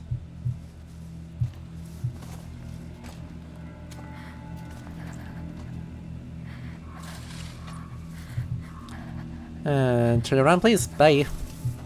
Gonna be not here. Okay, thanks. Bye. Well done. Amicia, we have to get out of here. And we got another tool. Is there a workbench then, if we have tools? Horse? Hello? What is it? Something moved. Yeah. God damn it.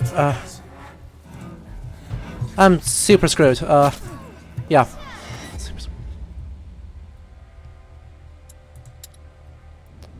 Well, that happened. Trapped. Oh, I have to redo this too. I'm too big. You'll have to go in and open the window for me. They'll see me. What's all the noise? Okay, I totally missed that guy being right there. Come on. I'm going. Okay, I'm not sure what to do then. Well, it was nothing. Yes. Now it's my turn.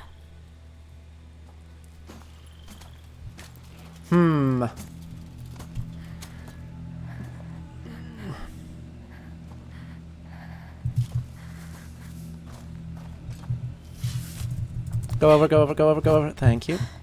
Well done. Amicia, we have to get out of here. Okay, there's pots. I need to... Okay, yeah, I just straight up missed that guy. So I'm not... I'm smart. I did hear something over there.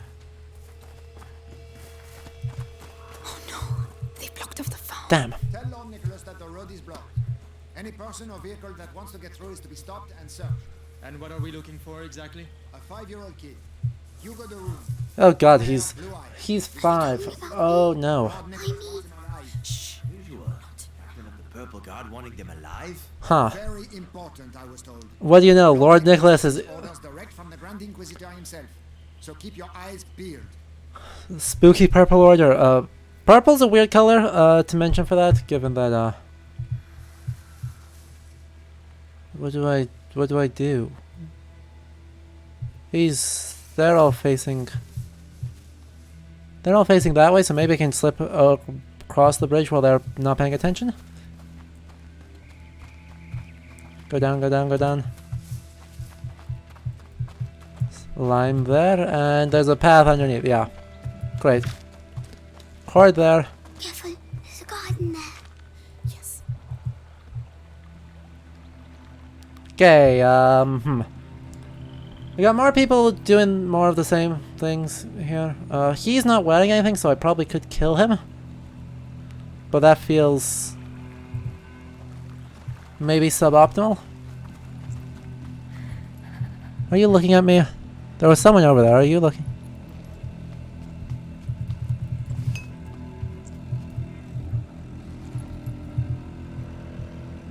Thank God you are not looking at me. That being said, this is overall not great. I am kind of on a time crunch here, so... Oh no, I should be okay here.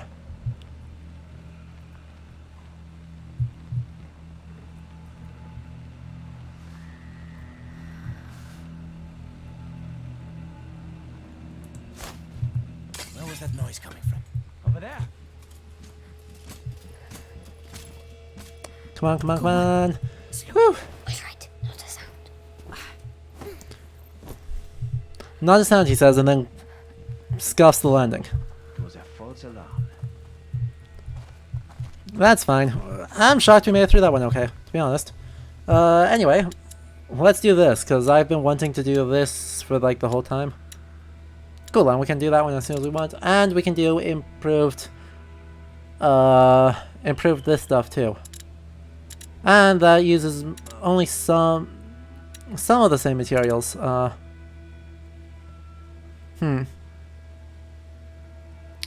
use all the string. Yeah, let's get this.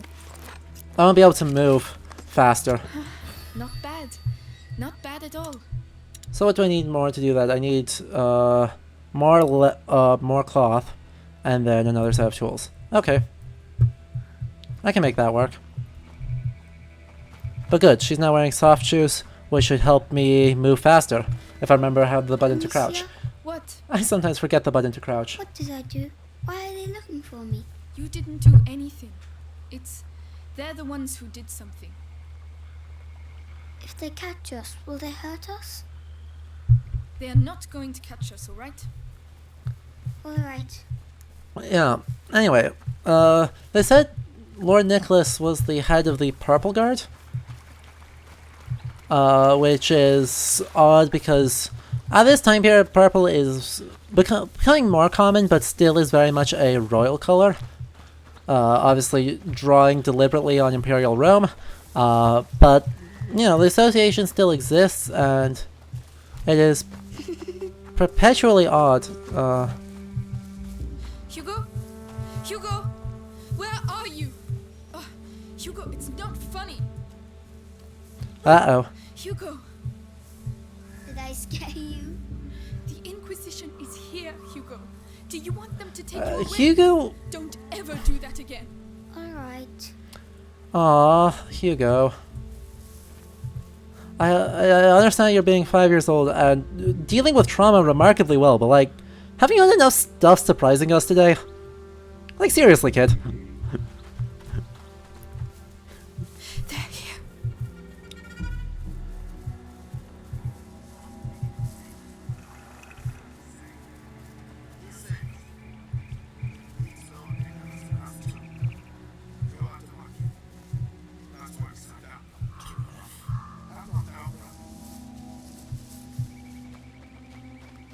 Okay, there's a couple of guards over there. I see some tall grass over here, so I'm just gonna hide in that, maybe? Nope, no tall grass, just stuff. Oh, crap. Okay, I'll pull up on stones. If I can get inside the...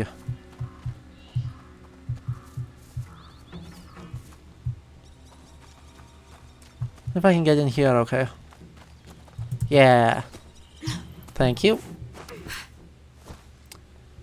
Yeah, we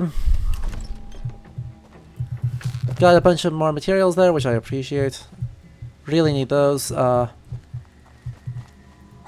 that lets us drop off into the tall grass, though. I actually want to take a look at what's in the pigsty here while we're safe. Ish. Hello, pig. Piggies, you should hide. It's dangerous. It is dangerous. Ah, crap. The chicken just fled. Why did the chicken do that?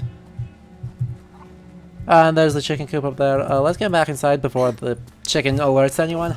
Because that could be potentially very, very dumb. Looks like he's not looking, so let's drop over here into the tall grass and crouch. Yeah. Oh, they're everywhere. Yes, they are.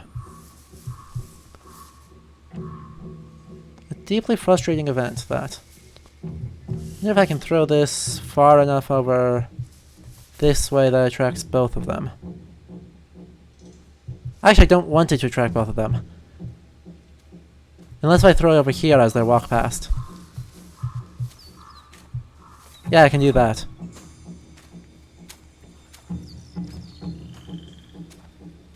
That should be far enough I can cross. Listen, let's go see. Keep your eyes open.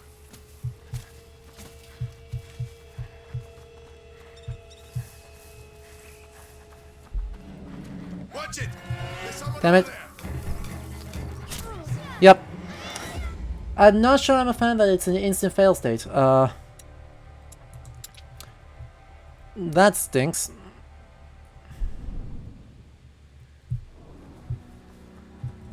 That stinks a whole lot.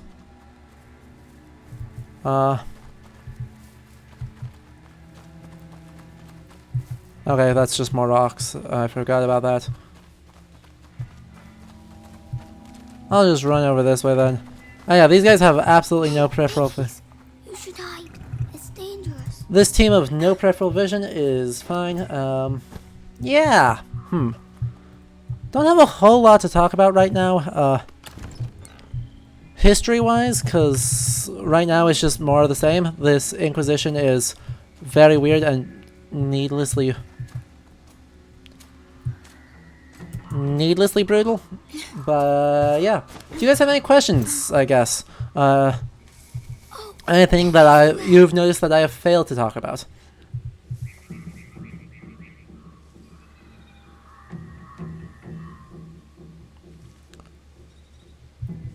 One guy had peripheral vision. Ugh. Pot.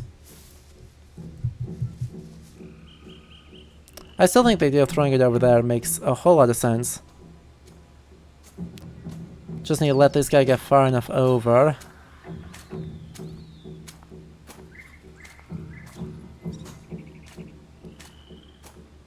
There should be fine. What was that noise? I'm gonna take a look. All right. No mucking about.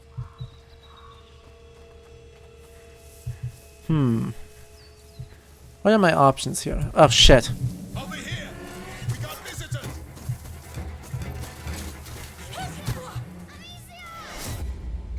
I just hit the uncrouch button. I'm so bad. Oh my god. I'm sorry, guys. Hey, piggies. You should hide. It's dangerous. I wonder what I can actually do in that situation to avoid just getting a fail state. Because it seems pretty much unavoidable. You get detected, you're dead. Which is, you know, fair in this. If you get detected, you're pretty dead, but still is kind of. I don't have options for counterplay, despite all the upgrades I've made.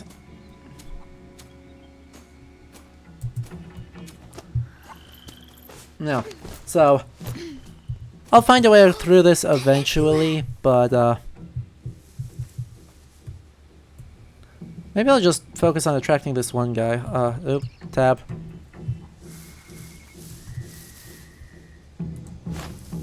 What's all the racket?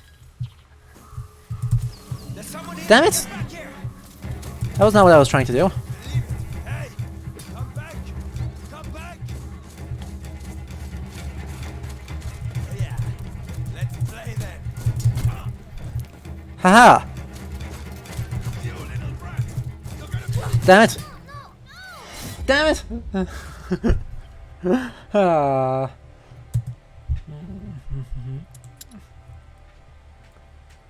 Well, stealth is hard. I am not amazing at stealth, and I'm not a huge fan of this control layout. You should hide. It's dangerous. But we'll keep trying to be less terrible at it. I'll succeed eventually. Like, I can't be perpetually terrible. But yeah, there's no I have no combat ability whatsoever. Let's just get that set up. It is annoying that I have one pot to try and distract 4 people. Yeah.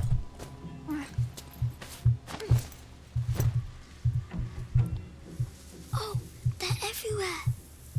So we'll just try and get you.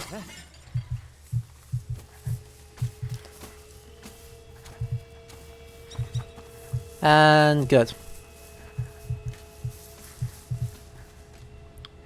Still looking away? You're not gonna look away for long enough. Crap. What can I actually do? Come on, ain't nothing here. Because he's gonna look right at me now. I don't think this will hide me. Oh, cool. The grass does hide me. Even where he's not directly looking at. Hopefully I'm out of his detection range now, so I can cross to that one as he goes. Oh, there's a metal thing there I could distract him with.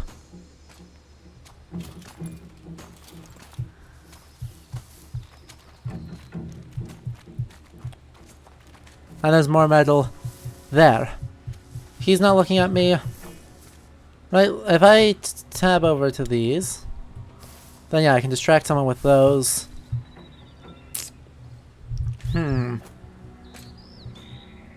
Hopefully I won't need to, because that guy's not looking at me. This guy's not really interested in looking at me. So if I wait for him to just get past, I should be able to get over the wall or through the gap here. Hey, saw one of ours along the trail earlier. Dead as a doornail. Shouldn't we bury him? Had he been bitten? Yeah. Did you touch him? Nah. Good. Because when a rat bites you, it poisons your blood. You get boils all over, and everyone around you can get it and die too. That's why it's called the bite. Well then. Ooh. Just leave him where he is. Ooh, so we got, there's more stones there, but I don't trust that guy to not be a big jerk. Okay, there's stones there. There's a bunch of metal over there. I can distract someone that way and then go there and try and go over, I guess. I'll distract both of them if I do that, but one of them may look at me. And I've got to deal with that guy. I've got to get... So I can either distract that guy and then... You know? I'm not crazy. I heard something. What was that noise? Straight down mid. Oh, crap. Nothing at all. Phew! Took us back to camp. That was close. It's nearly dark. Nothing. I need to calm down. Are these guys actually looking at me? Or will they be able to see? Yeah, they will. Mother... Okay, what can I actually hit there? I can... Okay, I've got to wait for that guy to turn around. I can distract that guy. And then I can cross this space. Because he's on his cycle. He's on his cycle. He's the scarier one. Oh, actually I can just go.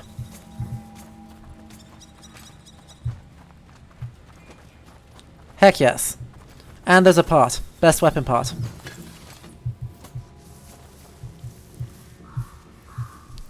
If I distract that guy and... Damn it, that's too far away for me to actually just throw. Ah, crap. Okay, so I'll have to wait till that guy's back is turned. I can throw a pod over here to distract this guy.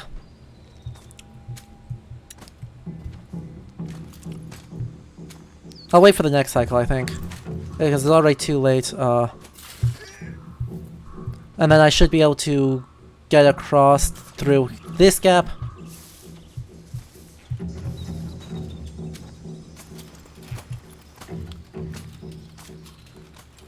I only want to get one of them.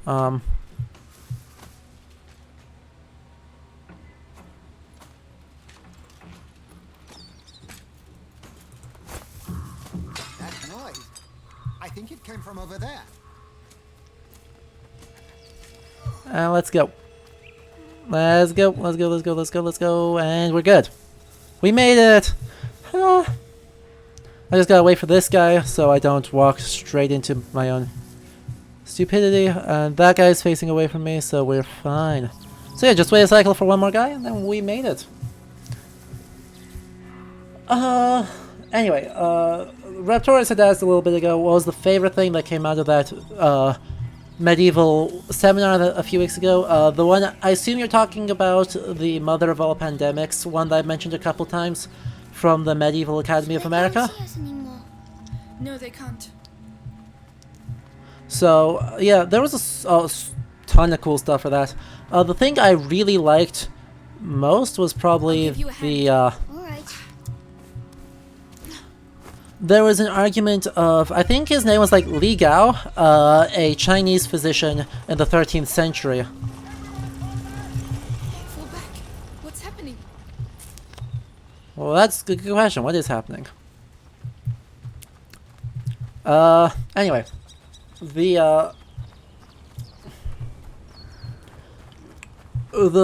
of the papers that one gave. We can't stop. Not here. I feel... Uh-oh. Come on.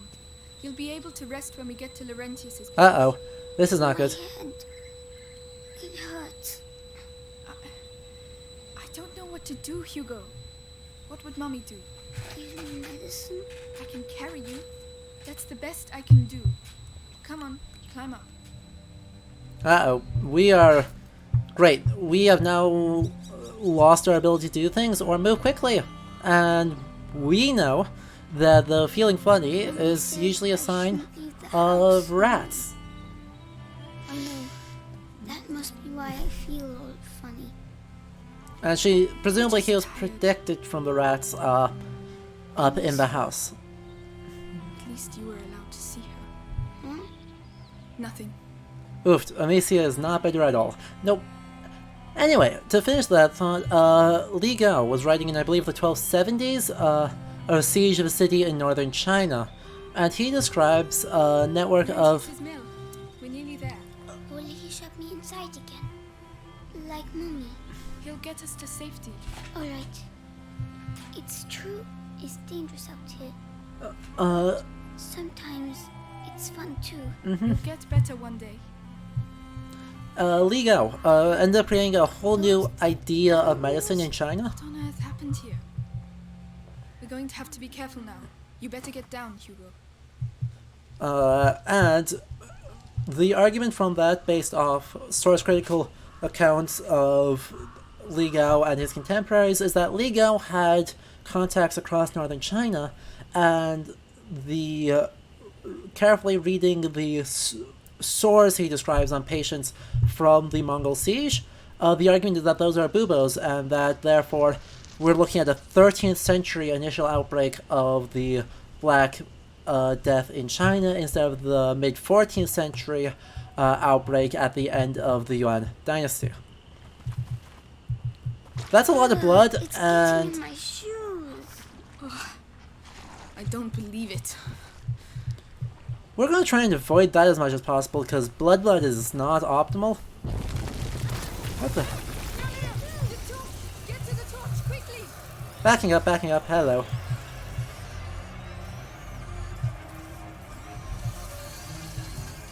No. Calm down. It's all right. They can't reach us.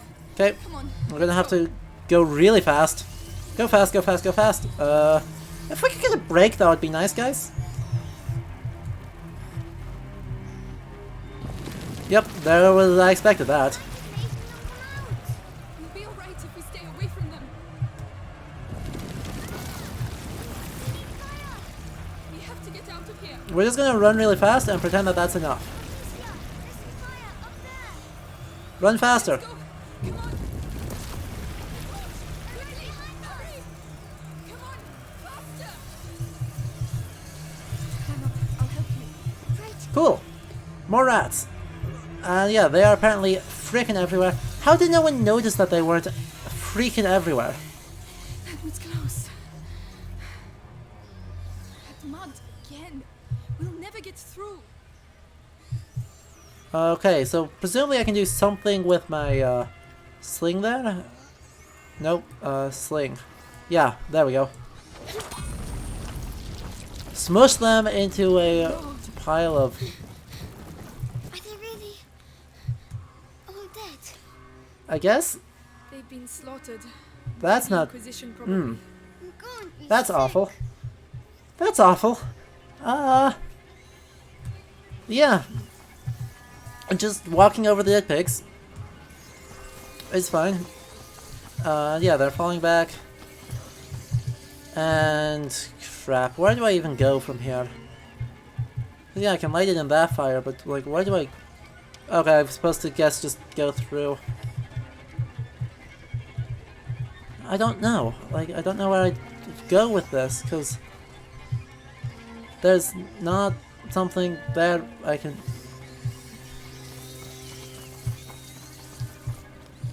I can go up this way? Yeah, okay. Let's go. Yes. Okay, yeah, Raptoris, I agree. This does validate nightlights quite spectacularly. And light. Got it. Phew, space. And where's the next one? It's up there. Okay. Come on. Here we go again. Gotta go around the mud. Because blood mud is bad. What is a moon?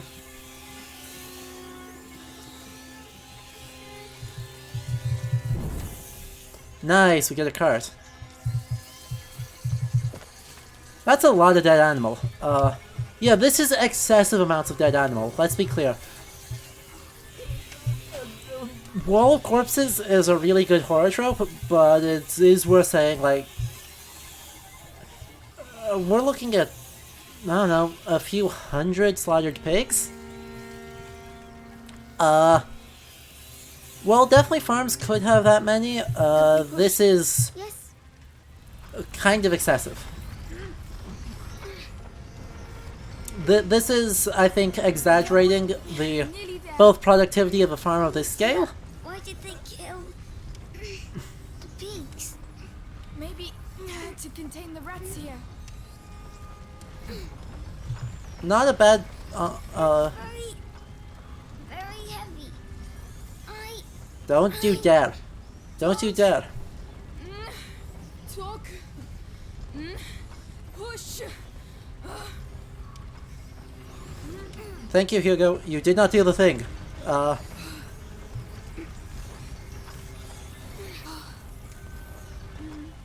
Yeah, Leander, these are pigs, not cows, but it is definitely true that these guys are... This is a extremely productive farm. And I'm not... there's... But what if it's not the rentiers? Huh? Did you think of that? Sorry.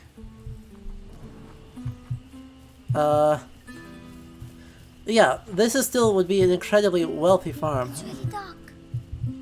Maybe there's a monster in it. Maybe, but I could still use a drink. Give me water, give water, please. Yeah. Well, pigs are definitely a lot less expensive than cows, and in fact are actually less expensive as sheep. Pigs were raised solely for meat products, unlike some of the other things. This is still an extremely wealthy looking farm. Despite the quality of construction, there's not... This is not all that high quality construction here, and the stables is kind of falling apart. The rats must have been here. Yep. And yeah, the horse is... in rough shape. Ooh, trapdoor. I'm sure we won't need that later. It'll be fine. Climb up. Yeah, this doesn't necessarily surprise me that someone who is a lay doctor in the 14th century would be part of a fairly elite farm, or the owner of a fairly elite farm. That is, to me, an entirely plausible thing. If not in... okay, yeah. So, we're definitely coming here later. This has all the color marks of a runaway.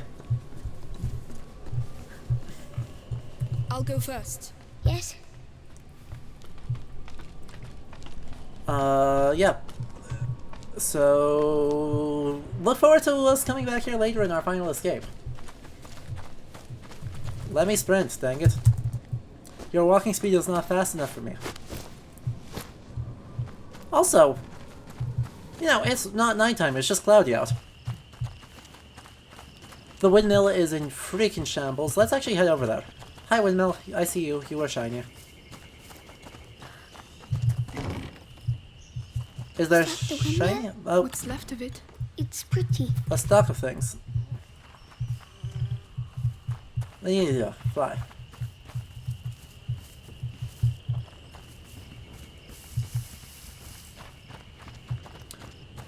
Yeah, Moon, I was talking about the wood, and the fact that there's big gaping holes in it. Shush about the horse. See, this horse is fine. I have no idea what you're talking about. Hello, friend. You're still alive. I'm sorry Not about a night your to stay friend. outside, hey?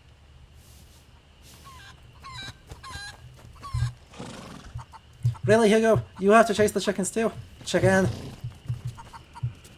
And the pig and the chicken are still around. They have their flour. Wait, why are you storing flour?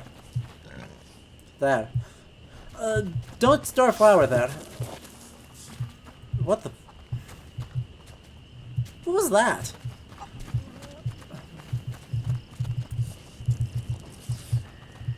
I'm hearing rats and I don't like it.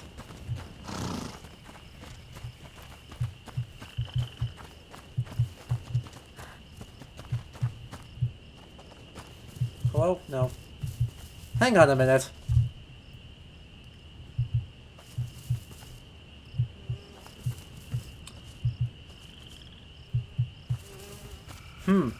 Yes. Quite. Game design is hard. Amicia, a flower. Oh good, another flower.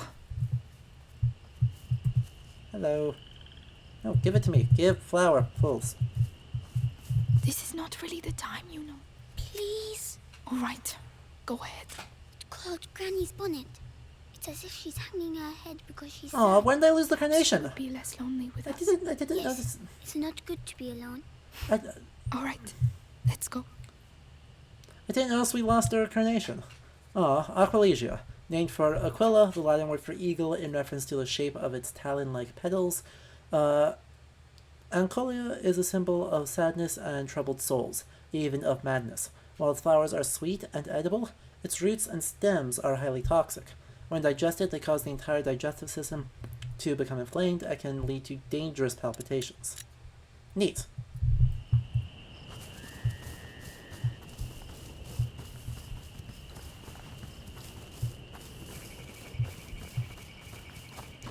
Okay. So we got a few ways into this building. Looks like actually this is the main house of the building. Again, two-story affair.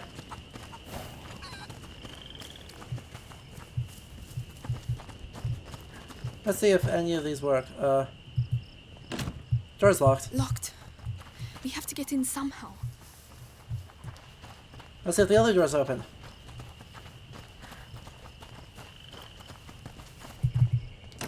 Still locked. It's locked. Hugo, you There go we go. there and open the door for me quickly. And be very careful, right? Yeah. Perfect. He's good at this. Good. We should close that behind us. And lock it again. Oh, it smells funny. It's alcohol from the stills. Okay, we don't have enough materials to make anything yet. Oh, hello. Someone's there. Let's go and see. I hear coughing. Whomst. That sounds like the right way to go. I can't tell what's the right way to go, and I'm trying to avoid it.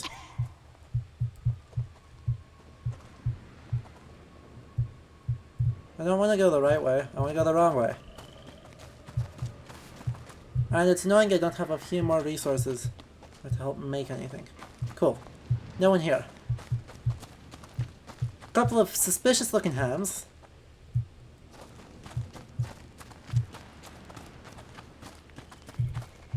Does that have a path up? No. Cool. Oh no, there's a room back here. Okay, I should go not this way. I think. Once again, I don't have a whole lot new to say about this, but I do just want to say that I'm incredibly impressed with the world building and the and the visual aesthetic of the world. While it's not 100% all genuinely 14th century, it still is incredibly well done. Communicates the Middle Ages medieval aesthetic extremely well. And a lot of it, like, they clearly did their homework on what the 14th century looks and sounds like and what stuff they have around in France at this time. So, like, I am extremely impressed with the developers here for what they've done so far. Who are you? Oh. Magister Laurentius! Stop right there. He's contagious. Hugo. Here. Well, we walked into the plot. We lost everything. There was nothing I could do. Of course. They came for him. Ooh. An evil. An ancient evil courses through your family's veins. In its blood. Your mother and I attempted to slow its progress. But ever since the Great Break, the process has quickened. You must protect him, Amicia. Continue your mother's work. Me? So he has the plague. My parents tried to You can see he's got boobas on his face. They're here. The rats are dangerous, but disorganized. The Inquisition, however, they seek the boy tirelessly. We have to disappear. Head to the Chateau d'Ombrage. Lucas, go to the bar. You will finish the Ignifer. Don't try to talk. I will prove myself. Oh boy. I'm sorry about your parents, but you're not alone anymore. We have to move fast. You can help me make the Ignifer. It will protect us from the rats. Oh boy. So notice he actually has the same Hugo. kind of thing. I don't want you to stay here.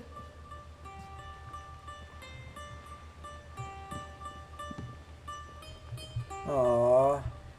The stuff is in the barn. Come on. Oh no. What are we going to do? Let's see, do we have anything of the exciting shinies here? Give me exciting shinies. I want shinies. They've managed to get in. Find a way to keep them busy. Yeah. Shush. Shush, violins, I don't need you. That drawing. What does it represent? A philosophy. I would even say a whole. Yes, quite. Vitriol.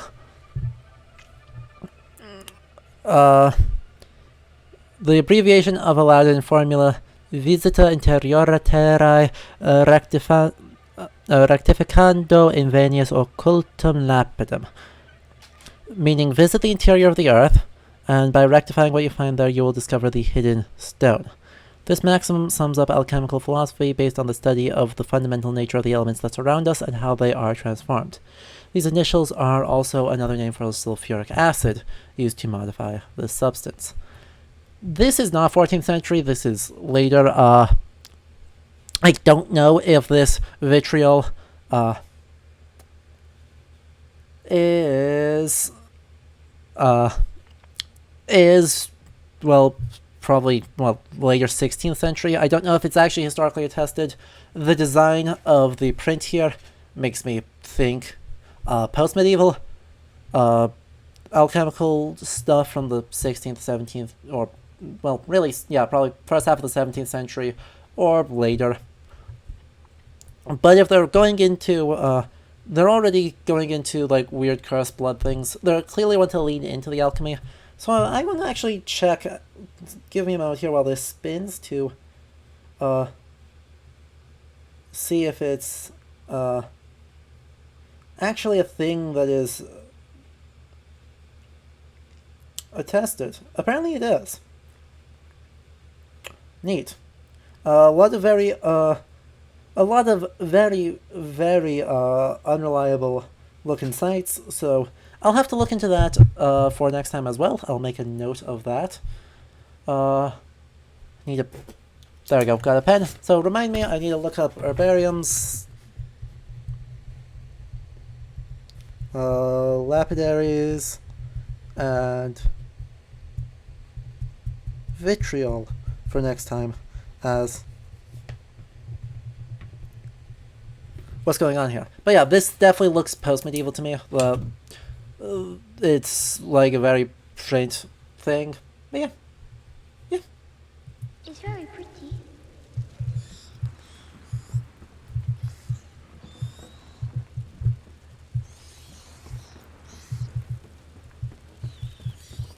Yes, quite. Okay, so we've got 2 hams. As I mentioned, they looked very suspicious. Oh, the hams. Good idea. But they're frightened of the light. The lantern. It's all right. Do it. There. Sorry. I need these... That's it. Hugo, give me your hand. Let me sprint. Very well, but stay close to me. Yeah, Amicia has not been good to her brother. It's been a long trip. Hugo? Hugo!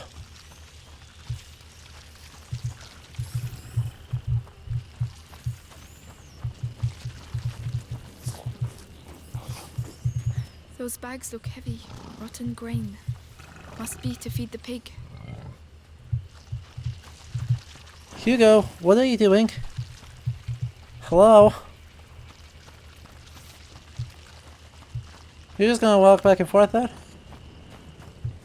I'm gonna go join Lucas. I'm sure he'll survive for any length of time. Oh no. They've come back. They're everywhere. We have to reach the back of the barn. We can't leave without the ignifer. How are we going to do it? An excellent question. No, I'm not gonna just leap over the freaking thing. Are you insane?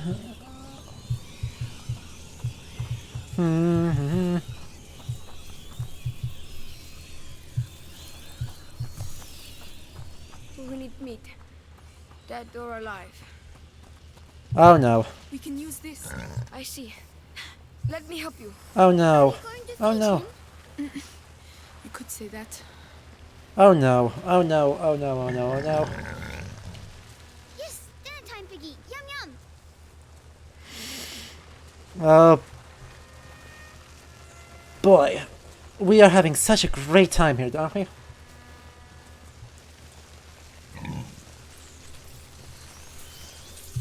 That's it. Make sure you chew properly, or you'll get stomachache. We have to make sure it stays.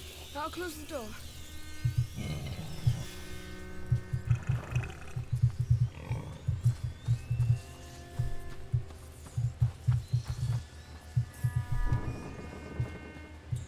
But how do we get around to the back side of the barn? There's a ladder down the side.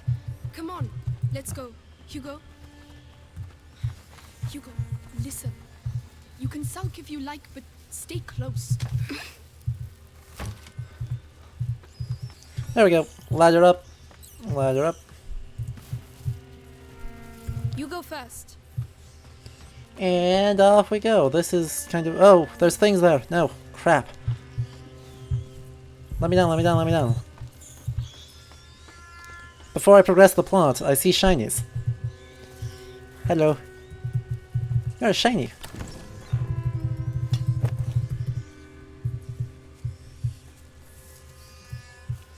Poor everyone. No one is having a good time here. Amicia is only, you know, middlingly traumatized. Ah, the lights. Yes. Hugo, look away, please. Why?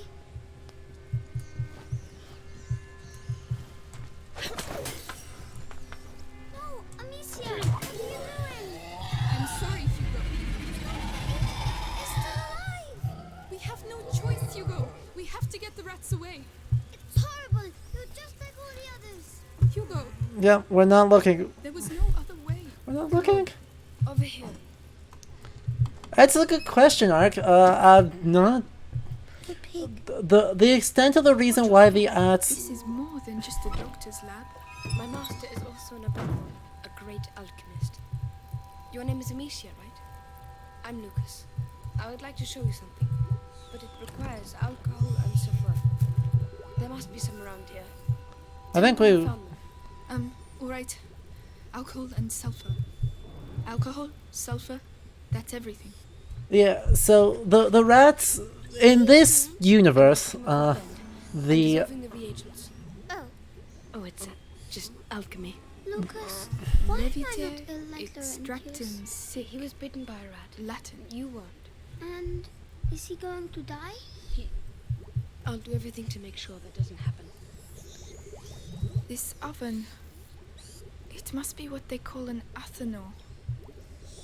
Anyway, in this universe, the plague, the Black Death, instead of being an endemic disease, it seems to be spread primarily through rat bites, which causes some kind of infection instead of it being fleas from rats carrying Yersinia pestis.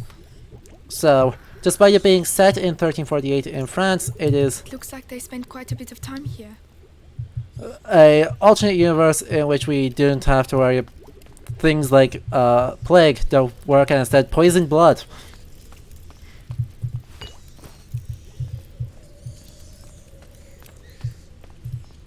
It's a very cool lab though, lots of books, big old furnace, some kind of distillery to do stuff, and all this looks like plausible technologically for what they would have in the time period.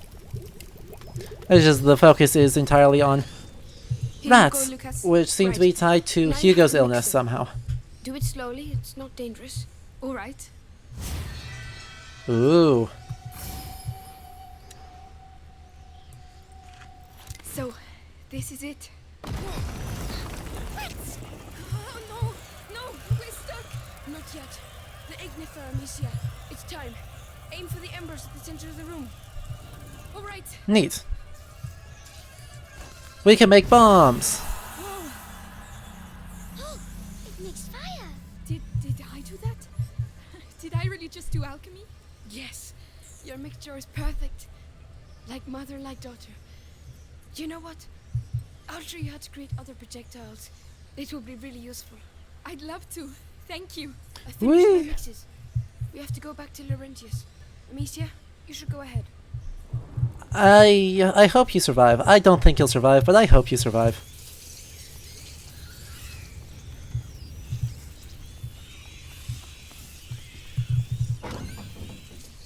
Rats, get back!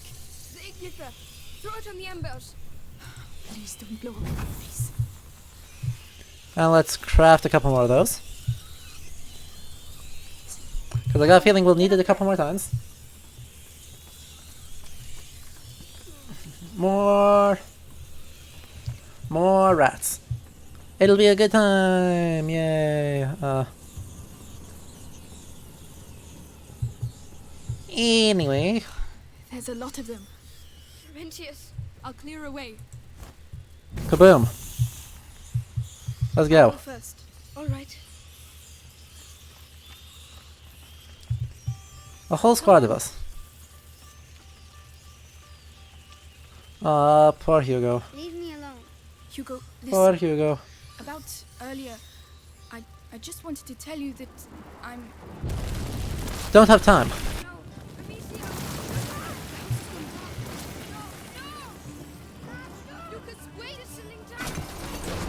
Kaboom. Yep, bye Laurentius. Well, at least the inside of the house is rat free, right? We have to leave. Now. Faster. Hey, stop! We need you. Great. There's our path out. Let's go. Time to go. Hugo, Lucas, Let's go. run! We need that horse. They're everywhere. Lucas, I'm here. Where does this trail lead to? Shit. Lucas, where's this taking us? To the river. Hold to craft, hold to craft, hold to craft. There we go.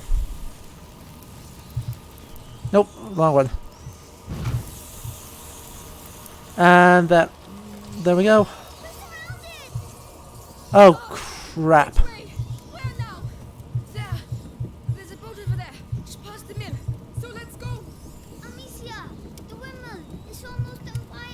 Oh, perfect.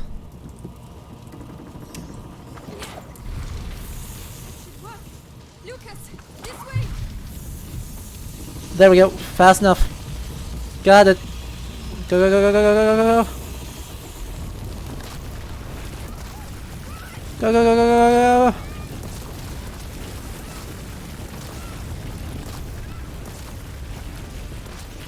And we're on the river. We're safe. Huge. Huge. Yeah, rat geysers. And yes, IRL rats can climb extremely well. But yeah, there are just an infinite number of rats here apparently. And now everyone has trauma. And, amazingly, we are right on schedule. Chapter 5. The Raven's Spoils. This will be as soon as we get started here. Come on, cutscene, and there we go. There's our saving icon. This is where we end the stream for today. We got through the first 4 chapters. Looks like we'll need a couple more streams of this to get through it, so we'll be making sure to do those soon. I think I've got enough games ongoing right now that we're going to focus on finishing up some series with Roki and Northgard and this before we get stuck into too many other things. But yeah, so that was our stream. One more reminder, if you like this as you're catching the VOD or are here with me live, do consider following me here on Twitch and subscribing on YouTube. The channel name is the same in both cases. Follow me on Twitter to be notified of things and to see other fun thoughts, or join my Discord server in order to be notified and be able to talk to me other times as well. There's the link to that, and yeah,